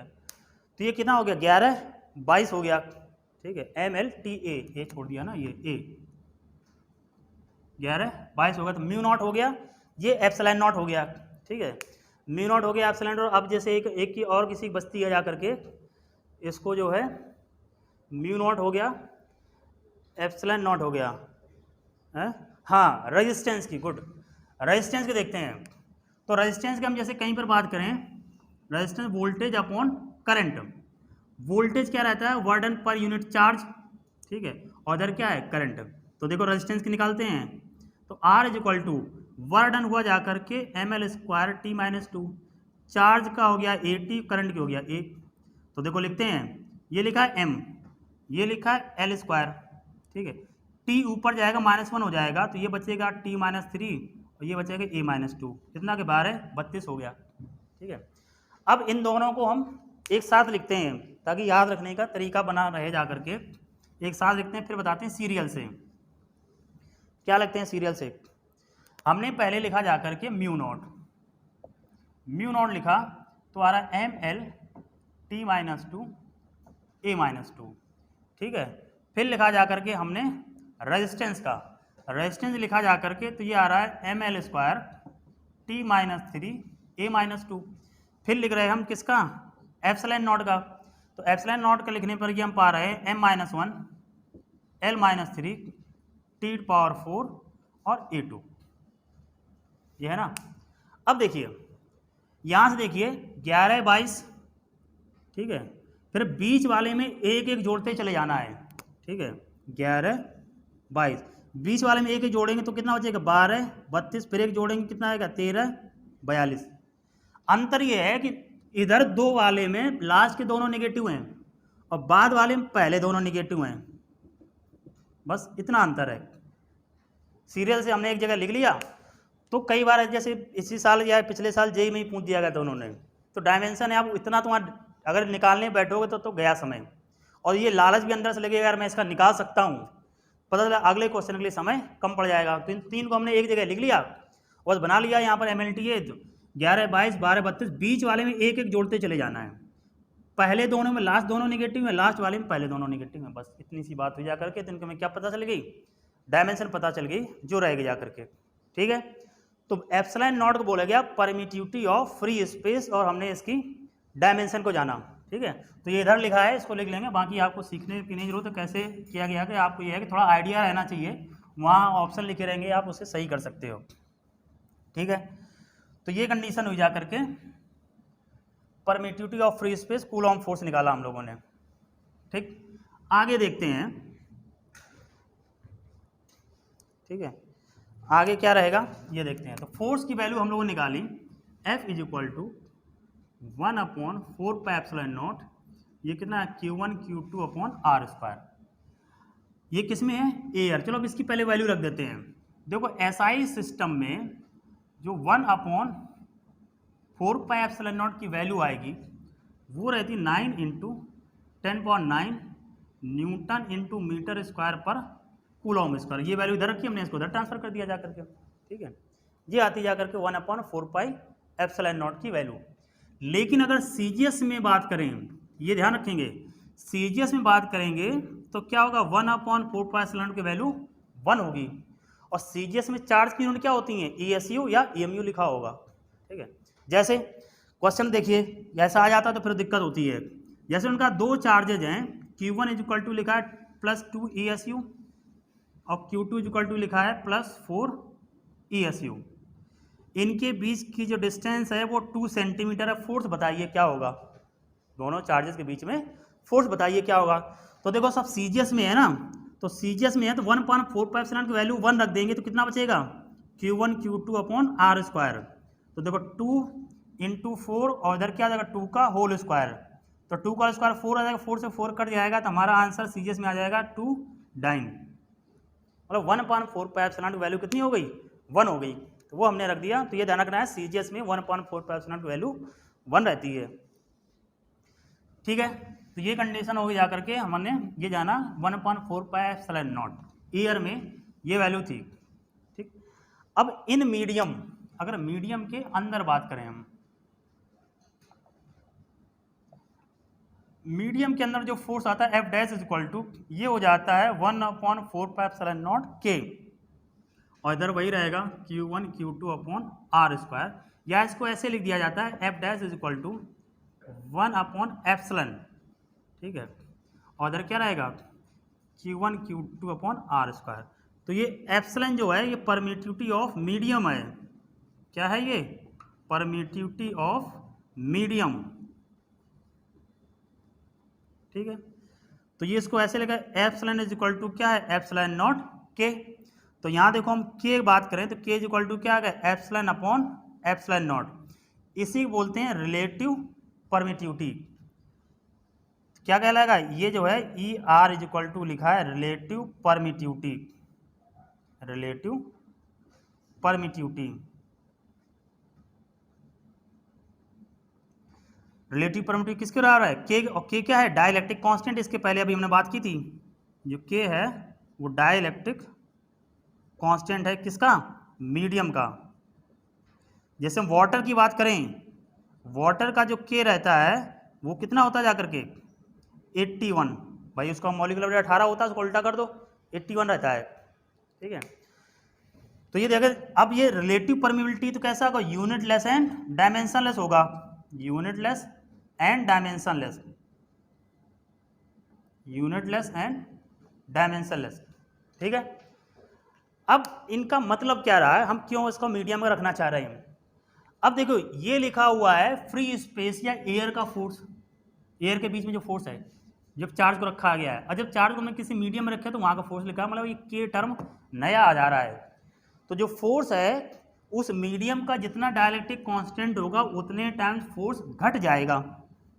ठीक है, तो हमने ये जाना जो फोर्स की वैल्यू आई, ठीक है, फोर्स की वैल्यू जो आई F' इज इक्वल टू कितना आ गया, F/K हो गया। याद करिए ये जो वैल्यू लिखी हुई है ये F लिखी हुई है, F/K हो गया।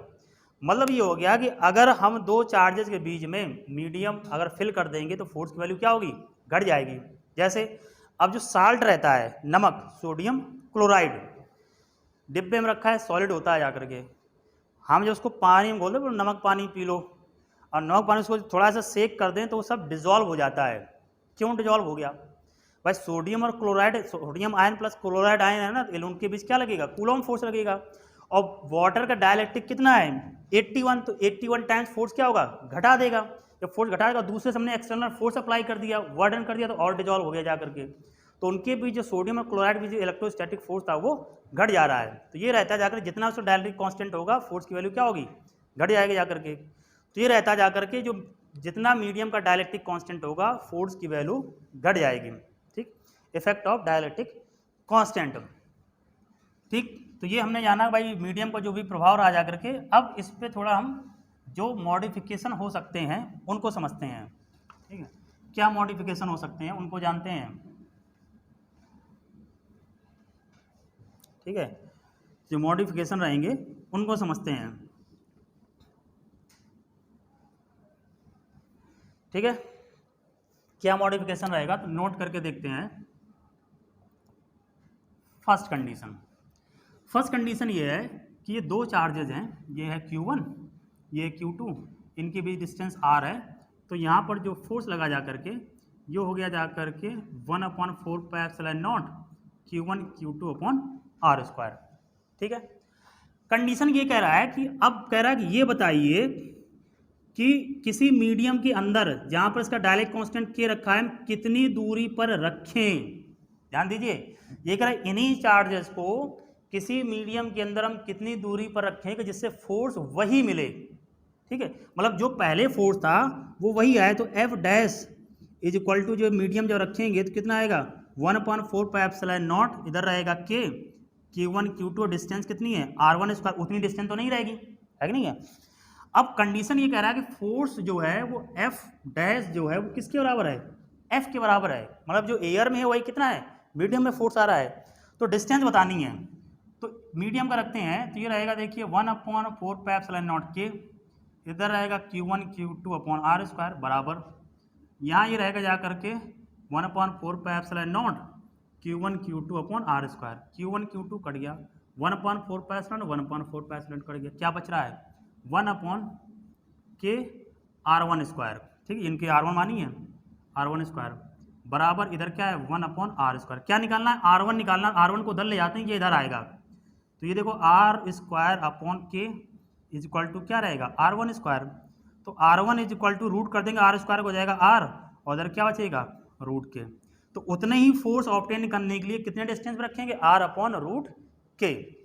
पूछ दिया गया न्यूमेरिकल, सिंपल ऐसे पूछ देते हैं तो याद रखेंगे कितना आ जाएगा R/√K। थोड़ा आइडिया रहेगा तो हम कर लेंगे कि क्या कंडीशन रहती है जाकर के। तो R/√K ये वैल्यू हो जाकर के पहला पॉइंट। ठीक है, हमने क्या भाई मीडियम के अंदर कितने डिस्टेंस पर रखा जाए जिनके बीच में, जिससे क्या उनके बीच में उतना ही फोर्स लगे। दूसरा पॉइंट समझते हैं। ठीक है, दूसरा पॉइंट क्या रहेगा, सेकंड पॉइंट यहाँ से लिखते हैं, थोड़ा स्पेस मिल जाएगा। दूसरा पॉइंट ये है कि जैसे अब हमने ये जाना कि जैसे ये दो चार्जेस रखे हैं Q1 और Q2, अगर इनके पूरे स्पेस में हम जब डाइलेक्ट्रिक फिल कर दे रहे हैं तब जो हमें फोर्स निकला है जा करके ये आ रहा है 1/4πε0 Q1 Q2/R²। अब मान लीजिए हम क्या करें, हम इनके उतना मीडियम ना इंसर्ट करें, मतलब T थिकनेस का ही इंसर्ट किया। ठीक है, ये डायलेक्ट्रिक कांस्टेंट के, बाकी इधर क्या है एयर है, इधर भी क्या है एयर है, तब क्या फोर्स होगा। तो इसका बस फॉर्मूला लिख लेंगे, तो F इज इक्वल टू आएगा 1/4πε0, ये रहेगा Q1 Q2/R-T प्लस T√K का होल स्क्वायर। T क्या है thickness of the medium, R क्या है जो डिस्टेंस इनके बीच की थी, पूरी इनके बीच की जो पूरी डिस्टेंस थी वो क्या थी R थी। तो अगर पूरे स्पेस में फिल किया गया है तब तो ये वैल्यू आती है, नीचे यहाँ पर K आएगा ये। ठीक है, ये K रहेगा जाकर के। अगर मान लीजिए कुछ छोटे स्मॉल स्पेस में फिल किया गया है तो क्या रहेगा R-T प्लस T√K का होल स्क्वायर रहेगा। T क्या रहेगा थिकनेस ऑफ द मीडियम। ठीक है, और स्मॉल r क्या है दोनों चार्ज के बीच की डिस्टेंस है। ठीक है, तो ये कंडीशन रही जा करके अगर हम मीडियम को पूरे कंप्लीट स्पेस में फिल नहीं किया गया है। ठीक है, मीडियम जितना डायलेक्ट्रिक कांस्टेंट ज़्यादा होगा उतना ही फोर्स कम कर देगा। ठीक है, तो ये कूलॉम फोर्स हम लोगों ने जाना। अब प्रॉपर्टीज ऑफ कूलॉम फोर्स आते हैं, इनकी क्या प्रॉपर्टी रहती है, जैसे हम लोगों ने चार्ज की प्रॉपर्टी समझी थी वैसे देखते हैं इसकी प्रॉपर्टीज ऑफ कूलॉम फोर्स। ठीक है, प्रॉपर्टीज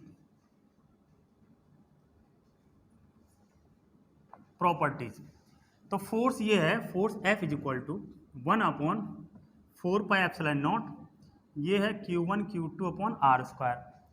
याद करिए प्रॉपर्टीज के, हम लोगों ने ग्रेविटेशन में पढ़ा था, gravitational force always attractive in nature, है कि नहीं है?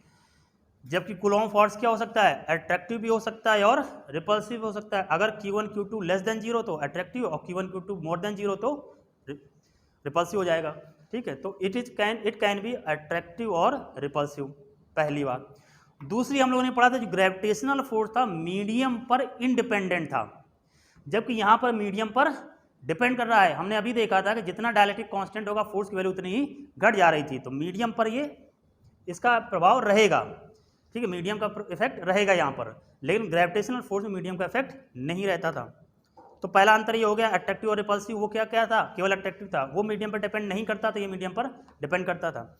तीसरा अंतर देखिए, तीसरा अंतर ये है कि ये शॉर्ट रेंज फोर्स होता है, बहुत ज़्यादा दूरी तक काम नहीं करता है। भाई अगर जो किसी एटम में जो मॉलिक्यूल आयन होंगे, जाकर सोडियम आयन, क्लोराइन आयन इतने दूरी पर है, ठीक है, एटम का साइज क्या रहता है? एटम का साइज एंगस्ट्रॉम में रहता है, 10⁻⁻10 मीटर तक, है कि नहीं है?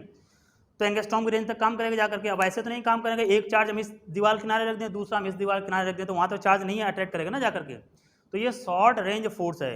लेकिन ग्रेविटेशनल फोर्स कैसा था? लॉन्ग रेंज फोर्स था, अर्थ और मून या अर्थ और सन के बीच काम कर रहा था। ठीक है, तो ये अंतर हो गया जाकर के। बाकी फिर जितनी भी प्रॉपर्टी आएंगी वो सब वैसी हैं जैसे हमने वहाँ पर पढ़ा था। क्या पढ़ा था? फोर्स कैसी क्वांटिटी है? वेक्टर क्वांटिटी है। वेक्टर क्वांटिटी है तो अगर कई नंबर ऑफ चार्जेज हैं, तो कई नंबर चार्जेज हैं, किसी एक चार्ज पर जो फोर्स आएगा सभी फोर्सेस के वेक्टर सम के बराबर होगा। ठीक है, नेट फोर्स हम क्या निकालते थे? जो रिजल्टेंट फोर्स आएगा वो सभी फोर्सेस के क्या होगा? वेक्टर सम के बराबर होगा। F1 F2 F3 and so on, इस तरीके से आ जाएगा। इसे बोलते हैं प्रिंसिपल ऑफ सुपरपोजिशन। सभी एक दूसरे फोर्स क्या हो गए? सुपर इम्पोज हो जाएगा। तो ये सब किससे लगा? वेक्टर से लगा जाकर के। दूसरा क्या होगा जाकर के? दूसरा रहता था एक्शन रिएक्शन। जैसे दोनों पॉजिटिव हैं, तो अगर पॉजिटिव हैं तो इसमें क्या होगा? जो दो सेकंड चार्ज होगा पहले को रिपेल करेगा, तो फोर्स ऑन 1 ड्यू टू 2। यहाँ पर देखेंगे इसको, इधर का फोर्स ऑन 2 ड्यू टू 1। तो देखो मैग्नीट्यूड तो सेम है, क्योंकि प्रोडक्ट ये आ रहा है, मैग्नीट्यूड तो सेम है, लेकिन डायरेक्शन कैसी होंगी? अपोजिट होंगी। तो ये कहेगा एक्शन रिएक्शन। कैसा शो करेगा? Action reaction. उस केस में हम देखेंगे F12 vector form is equal to आएगा -F21। मैग्नीट्यूड सेम लेकिन डायरेक्शन अपोजिट होंगी। ये देखो इस तरफ लग रहा है, वो दूसरी तरफ लग रहा जाएगा। अगर ये एक पॉजिटिव होता, एक निगेटिव होता, तो ये देखो इधर अटैक करता है, ये इधर अटैक करता है। ये देखो इधर राइट साइड, ये कैसे है? लेफ्ट साइड है, तब भी यही रहता जा करके। ठीक है, तो ये हमारी बाकी जो प्रॉपर्टी पढ़ी वो वही रह जा करके। तीसरी प्रॉपर्टी जो इंपॉर्टेंट है वो देखिए। तीसरी प्रॉपर्टी ये कहती है कि ये 2 पार्टिकल इंटरेक्शन फोर्स है। क्या मतलब हुआ इसका? ये क्या है? तीसरी जो प्रॉपर्टी है ये कह रहा है 2 पार्टिकल इंटरेक्शन फोर्स है। 2 पार्टिकल इंटरेक्शन फोर्स है। मतलब क्या हुआ? जैसे मान लीजिए 2 चार्जेज हैं, ये Q1 Q2, इनके बीच कोई फोर्स F लग रहा है। अब इनके बीच में कोई तीसरा चार्ज कैपिटल Q रख दें, तो क्या इनके बीच जो फोर्स लग रहा है उसमें कोई चेंज आएगा? कोई चेंज नहीं आएगा। भाई इनके बीच में तो अभी भी दूरी उतनी है, मैग्नीट्यूड भी वही है, तो फोर्स भी कितना होगा? उतना ही रहेगा। तीसरे चार्ज की प्रेजेंस से कोई प्रभाव नहीं पड़ेगा। 2 पार्टिकल इंटरेक्शन फोर्स है, सिंपल सी बात है। तो ये ध्यान रखेंगे, ये तीसरे चार्ज की प्रेजेंस पर इंडिपेंडेंट रहता है। 2 पार्टिकल इंटरेक्शन फोर्स है। ठीक है, और कैसा है? ये कंजर्वेटिव फोर्स है। कूलॉम्ब फोर्स, इलेक्ट्रोस्टैटिक फोर्स कैसा है?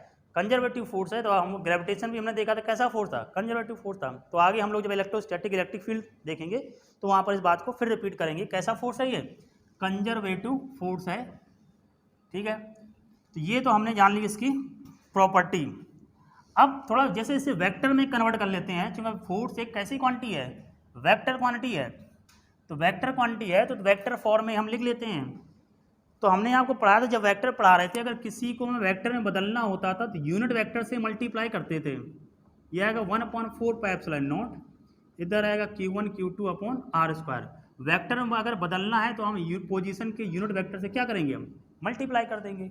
और यूनिट वेक्टर क्या रहता है? जाकर इस वेक्टर में से इसके मैग्नीट्यूड से हम डिवाइड कर देते हैं। तो यहाँ देखो vector F is equal to आ जाएगा, ये होगा 1/4 पाई एप्सिलॉन नॉट, इधर रहेगा Q1 Q2 upon are square, यहाँ रहेगा वेक्टर आर अपॉन आर। क्या बन गया जा करके, vector F is equal to ये होगा 1/4 pi epsilon not Q1 Q2, ये हो जाएगा आर क्यूब, और इधर रहेगा ये वेक्टर। अब वो जिधर रहेगा, इधर अगर 1 2 लिखा है तो 1 2 हो जाएगा, 2 1 है तो 2 1 हो जाएगा, उसमें ऐसी कोई बात नहीं है। अगर मान लीजिए यहाँ पर हम ऐसे लिख रहे हैं फोर्स ऑन 1 ड्यू टू 2, तो ये क्या आ जाएगा 1/4 पाई एप्सिलॉन नॉट, यहाँ Q1 Q2, ये तो वही आर क्यूब, और यहाँ लिखेंगे वेक्टर 1 2 रख देंगे। अगर हम निकालेंगे फोर्स ऑन 2 ड्यू टू 1, तो यहाँ पर आ जाएगा 1/4 पाई एप्सिलॉन नॉट, इधर होगा Q1 Q2, तो मैग्नीट्यूड तो वही रहेगा, इधर आएगा 2 1 1 2 मतलब होता है R1 माइनस R2, और 1 2 मतलब 2 माइनस 1, एक दूसरे के ये अपोजिट निकलेंगे जा करके, मतलब R12 जो लिखा होगा वो निगेटिव रहेगा R21 के, ठीक है, उल्टा है ये। तो इस तरह हम वही देखेंगे 1 2 जो रहेगा जा करके वो माइनस क्या रहेगा F21 के होगा, एक दूसरे के रिवर्स हैं, ठीक है। वो ऐसे जो बनाया था ना, ये बना था 1 और ये क्या था 2, तो फोर्स ऑन 1 ड्यू टू 2, और उधर क्या था फोर्स ऑन 2 ड्यू टू 1, तो ये है R12 अगर लिखा R12, तो ये रखा R1 माइनस R2। अगर हम लिख रहे हैं R21, तो ये कितना आ गया R2 माइनस R1। तो अगर इसके सामने माइनस साइन लगा देंगे तो 2 माइनस 1 हो जाएगा ना, अगर यहाँ माइनस साइन लगा दें तो ये माइनस हो गया, क्या हो जाएगा प्लस, तो R2 माइनस 1 हो गया, वही कहानी है। तो एक दूसरे के इक्वल एंड अपोजिट एक्शन और रिएक्शन, तो किस ये बात ध्यान रखना, ये कैसा आ गया वेक्टर फॉर्म हो गया, नीचे R क्यूब हो गया, इधर क्या हो गया वेक्टर R हो गया। तो हमने वेक्टर फॉर्म में इसको कन्वर्ट कर लिया, ठीक। तो फोर्स एक वेक्टर क्वांटिटी है, तो ये हमने जनरली जो इसकी हमने प्रॉपर्टीज थी उनको हमने समझा, ठीक है। अब जो मेन रहता है जाकर प्रॉपर्टी, तो वहाँ जो पूछने में मेन क्या रहता है, न्यूमेरिकल रहते हैं जाकर के। तो कुछ न्यूमेरिकल आज देखते हैं, बाकी जो रहेंगे वो नेक्स्ट वीडियो में न्यूमेरिकल देखेंगे, प्लस उसको हम इलेक्ट्रिक फील्ड के बारे में जानेंगे। तो कुछ बेसिक क्वेश्चन है उनको समझते हैं, ठीक है। क्या रहेगा जाकर के बेसिक क्वेश्चन वो देखते हैं। तो पहले कोई भी आसान सा क्वेश्चन देखते हैं। आसान सा क्वेश्चन का मतलब ये है जिसमें बहुत ज़्यादा कॉन्सेप्ट ना लगे, ठीक है। तो करते हैं, ठीक है। कूलॉम फोर्स, ठीक है, इलेक्ट्रोस्टैटिक फोर्स निकालते हैं। पहला जैसे हमने कहा कि जो हम लोग ने vector form principle of superposition को फॉलो करता है, तो प्रिंसिपल ऑफ सुपरपोजिशन फॉलो करता है, तो ये कहा गया कि जो किसी पार्टिकल पर, किसी चार्ज पार्टिकल पर जो नेट फोर्स होगा सभी के वेक्टर सम के बराबर होगा। क्वेश्चन देखिए, क्वेश्चन ये है 3 आइडेंटिकल चार्ज पार्टिकल, ठीक है, आइडेंटिकल है Q Q और Q, इक्विलैटरल ट्राइंगल के कॉर्नर पर रखे गए हैं, वर्टिसेस पर रखे गए हैं, किनारों पर रखे गए हैं, ठीक है। एक चार्ज रखा है Q0 इसके सेंट्रॉइड पर, ठीक है, कहाँ पर रखा है सेंट्रॉइड पर। कह रहा है उस पर नेट फोर्स बताओ कितना होगा, क्या बता रहा है नेट फोर्स बताइए क्या होगा। अगर आपने ग्रेविटेशन वाला वीडियो देखा हो तो वहाँ पे हमने ऐसा ही क्वेश्चन एक कराया था, मैं यहाँ बनाना दे रहा हूँ। ऐसे कहा गया था ये मास m है, ये मास m है, ये मास m है, इसके सेंट्रॉइड पे एक मास प्रेजेंट था m0, पूछा गया था नेट फोर्स बताइए इसके सेंट्रॉइड पर। अब देखिए सिमिलर चार्ज हैं, सभी पॉजिटिव, ये क्या करेंगे रिपेल करेंगे। अब पता चला कि इसने रिपेल किया इसको इधर, इसने रिपेल किया इसको इधर, इसने रिपेल किया इसको इधर, सभी फोर्सेस का मैग्नीट्यूड क्या है सेम, क्योंकि यहाँ से यहाँ तक की, यहाँ से यहाँ तक की डिस्टेंस क्या होगी सेम होगी जाकर, मैग्नीट्यूड सब Q into Q not, Q into Q not, Q into Q not, सब मैग्नीट्यूड क्या है सेम है, फोर्स कैसे आए सेम आए। तो देखो ऐसे बना जा करके, ये पूरा एंगल कितना होता है 360, तो उसको 3 भागों में बांट दो, 120 120 120। यहाँ पर क्या था अट्रैक्टिव फोर्स होता था, ये इधर लगता था जा करके, ये इधर लगता था, ये इधर लगता था, सभी एंगल कितने बन रहे थे 120। तो इसका अगर नेट फोर्स निकालो, ये फोर्स F इधर लग रहा है जाकर के, F इधर लग रहा है जाकर के, F इधर लग रहा है, नेट कितना आ जाएगा 0 आ जाएगा ना। क्यों आ जाएगा, ये देखो दो फोर्सेस सेम है, तो हमने अगर पढ़ा था अगर वेक्टर सेम होते थे तो उनका रिजल्टेंट आता था 2a cos θ/2। तो नेट फोर्स इतने के देखिए इन दोनों का, तो 2F कितना 120 का आधा करेंगे कितना आ जाएगा cos 60 वैल्यू कितनी होती है 1/2, तो F इंटू 1/2 से 2 कट गया तो कितना आ गया F। अब पता चला F ऊपर आया F नीचे लग रहा है, एक दूसरे क्या करेंगे कैंसिल कर देंगे। तो यहाँ पर देखिए जो रिजल्टेंट फोर्स आ गया कितना आ गया 0, यहाँ भी कितना आता था रिजल्टेंट फोर्स कितना आ गया 0, बस सिंपल सी बात है। तो ये कहानी हुई जा करके जिसमें हमने जाना कि ये किससे लगा, वेक्टर एडिशन से लगा ना हमने। जितने भी अगर किसी एक पार्टिकल पूछा सभी फोर्सेस का हमने क्या कर दिया, वेक्टर सम कर दिया, तो उसमें हमने निकाल लिया उस पर कितना फोर्स रहा। तो सिंपल सा है, अगर ऐसे देख रहे हैं तो आप तुरंत एक लाइन में हमारा आंसर आ जाना चाहिए भाई वैल्यू क्या रहेगी जा करके। ठीक है, अगला क्वेश्चन देखते हैं। ठीक है, अगला क्वेश्चन क्या है, वो जैसे एनसीईआरटी में ही दे रखा है एग्जाम्पल में और पूछा जा चुका है। ठीक है, उसी को कर लेते हैं। ठीक है, क्या है क्वेश्चन, समझते हैं उसको। ठीक है,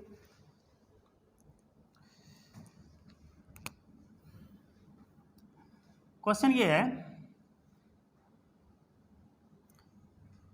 यहां पर रखा है प्लस क्यू, यहां पर रखा है प्लस क्यू और यहां पर रखा है माइनस क्यू। ठीक है, इक्विलैटरल ट्राइंगल है ये। ठीक है, ये मान लेते हैं हम ए। ठीक है, ये पॉइंट है ए, ये पॉइंट है बी और ये पॉइंट है सी। ठीक है, तीनों पॉइंट पर हमें क्या बताना है, नेट फोर्स बताना है और उनकी डायरेक्शन क्या रहेगी ये बताना है। ठीक है, देखते हैं। ठीक है, कल अगर चेंज होता तो करके देखते हैं भाई। देखो ये दोनों कैसे हैं, सिमिलर चार्जेस हैं, पॉजिटिव में क्या करेंगे, रिपेल करेंगे, डिस्टेंस सेम है तो ये रिपल्सिव फोर्स लगेगा जा करके इधर।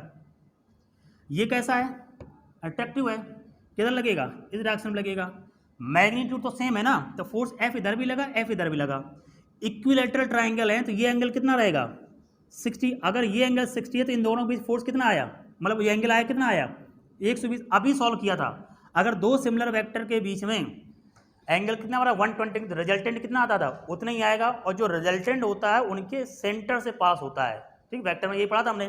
तो ये पास होगा जाकर के इसके सेंटर से पास होगा तो कितना, यहाँ से हम देखेंगे एंगल कितना होता है 60 डिग्री बनाएगा ना, तो ये 60 डिग्री बनाएगा। ये आया जाकर के सपोज करिए हमने कहा F1 एंगल कितना बनाएगा 60 डिग्री, यहाँ कितना बन रहा है 60 डिग्री। तो ये जो F1 आया कि देखो किसके पैरेलल हो गया, BC के, हुआ कि नहीं हुआ। तो जो F1 आया एंगल यहाँ से 60 डिग्री बना रहा है, 60 डिग्री ये भी तो बना रहा है, तो किसके पैरेलल आया BC के। तो यहाँ हमने देखा F1 is parallel to the BC।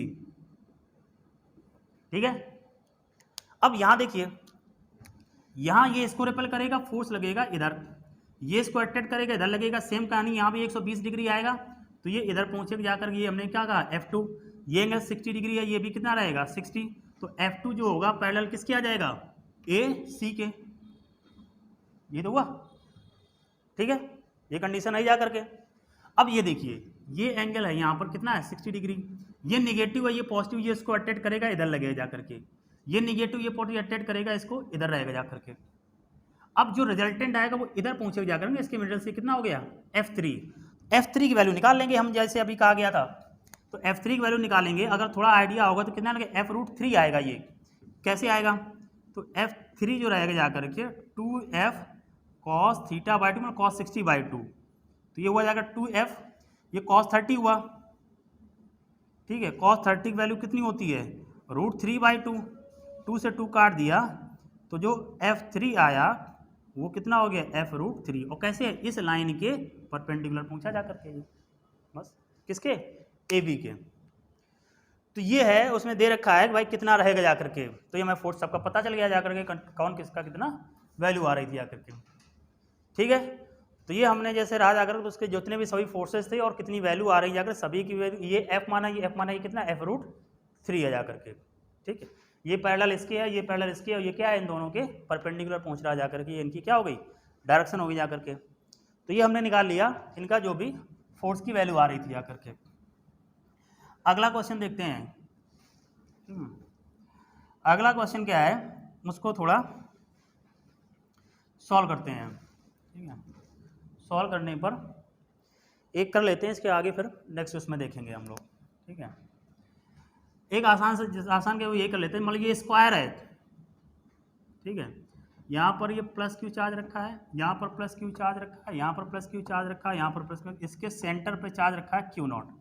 तो उस पर नेट फोर्स कितना आएगा 0 आएगा, है कि नहीं भाई। ये इसको इधर रिपेल करेगा, ये इसको इधर रिपेल करेगा, ये इसको इधर रिपेल करेगा, ये इसको इधर, नेट सब क्या हो गए 0 हो जाएगा जाकर के। तो यहाँ पर देखेंगे सेंटर पे फोर्स कितना आ गया 0 पहुँच गया जाकर के। अगर यहाँ पर सेंटर पे कोई चार्ज रखा हुआ तो वैसे होगा जैसे ट्राइंगल रहता जाकर के। ठीक, अब इसी में थोड़ा हम चेंज करते हैं, मान लो सेंटर पर हम फोर्स ना रखें। ठीक है, हमसे किसी एक कॉर्नर पर फोर्स की वैल्यू पूछे। ठीक है, तो यही क्वेश्चन कर लेते हैं, इसके आगे फिर हम नेक्स्ट क्लास में करेंगे। ये स्क्वायर है, इनकी साइड मान लीजिए ए दे रखी हैं, ए दे रखी है, तो यहाँ पर charge Q, charge Q, charge Q, charge Q, ये मान लेते हैं ए, ये मान लेते हैं बी, ये मान लेते हैं सी, ये मान लेते हैं डी। हमसे कह रहा है कि जो किसी एक कॉर्नर पर नेट फोर्स बताओ, एक कॉर्नर मतलब बी पे हम निकाल लेते हैं, ठीक है, किसी एक कॉर्नर पर नेट फोर्स बताओ। क्या होगा देखिए, जब ये होगा, ये वाला क्या होगा, इसको रिपेल करेगा, फोर्स लगेगा इधर, ठीक है ना। अब इसको देखेंगे तो ये वाला इसको रिपेल करेगा कि फोर्स किधर लगेगा, इधर। इन दोनों को जो रिजल्टेंट आएगा कितना हो जाएगा, F√2 हो जाएगा ना, एक दूसरे कैसे है 90 डिग्री पर, तो इनका जो रिजल्टेंट पहुंचे जा करके ये हो जाएगा F√2, इन दोनों का आया। ठीक, अभी ये तो बच गया ना, तो इसमें क्या होगा कि ये जो रखा हुआ है ये भी तो रिपेल करेगा, तो ये रिपेल करेगा यहाँ से, इसको मान लेते हैं हम, क्या मान लेते हैं, F1 मान लेते हैं। ठीक, वो क्या एक ही लाइन पर है, एक ही लाइन पर है, तो यहाँ हम निकाल रहे हैं कि जो FB पर जो आ रहा है वो F√2 प्लस क्या हो जा रहा है, F1, यही आ रहा है। अब हम पहले देख लेते हैं भाई F है क्या, तो जो देखो F है ये है 1/4πε Q1 Q2, तो क्या है Q square upon R square, मतलब A है तो ये कितना आ जाएगा A स्क्वायर, ये जो वैल्यू है ये F है, ठीक है।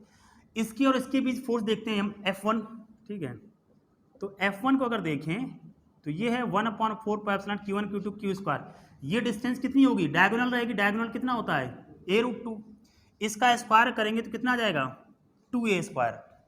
अब इससे मैच करो, देखो 1/4πε Q square upon A square, Q square upon A square, मतलब ये लिखा है कितना F/2, ये तो लिखा है, तो यहाँ बस रख देते हैं। देखिए तो फोर्स एट B, तो ये है F√2 प्लस ये कितना लिखा है F/2। हम क्या करते हैं F को कॉमन ले लेते हैं, F को कॉमन लिया तो ये देखो आ रहा है √2 प्लस 1/2, तो F ऑफ ये हो जाएगा 2√2 प्लस 1 और बाई 2, ये क्या आ गया FB। अब बस F की वैल्यू रख दीजिए, F की वैल्यू रखेंगे तो F एट B, तो ये आ जाएगा 1/4πε0, ये रहेगा Q square upon A square, और यहाँ ये वैल्यू आएगी जा करके 2√2 प्लस 1/2, यही आंसर हो जाएगा बस, ठीक है।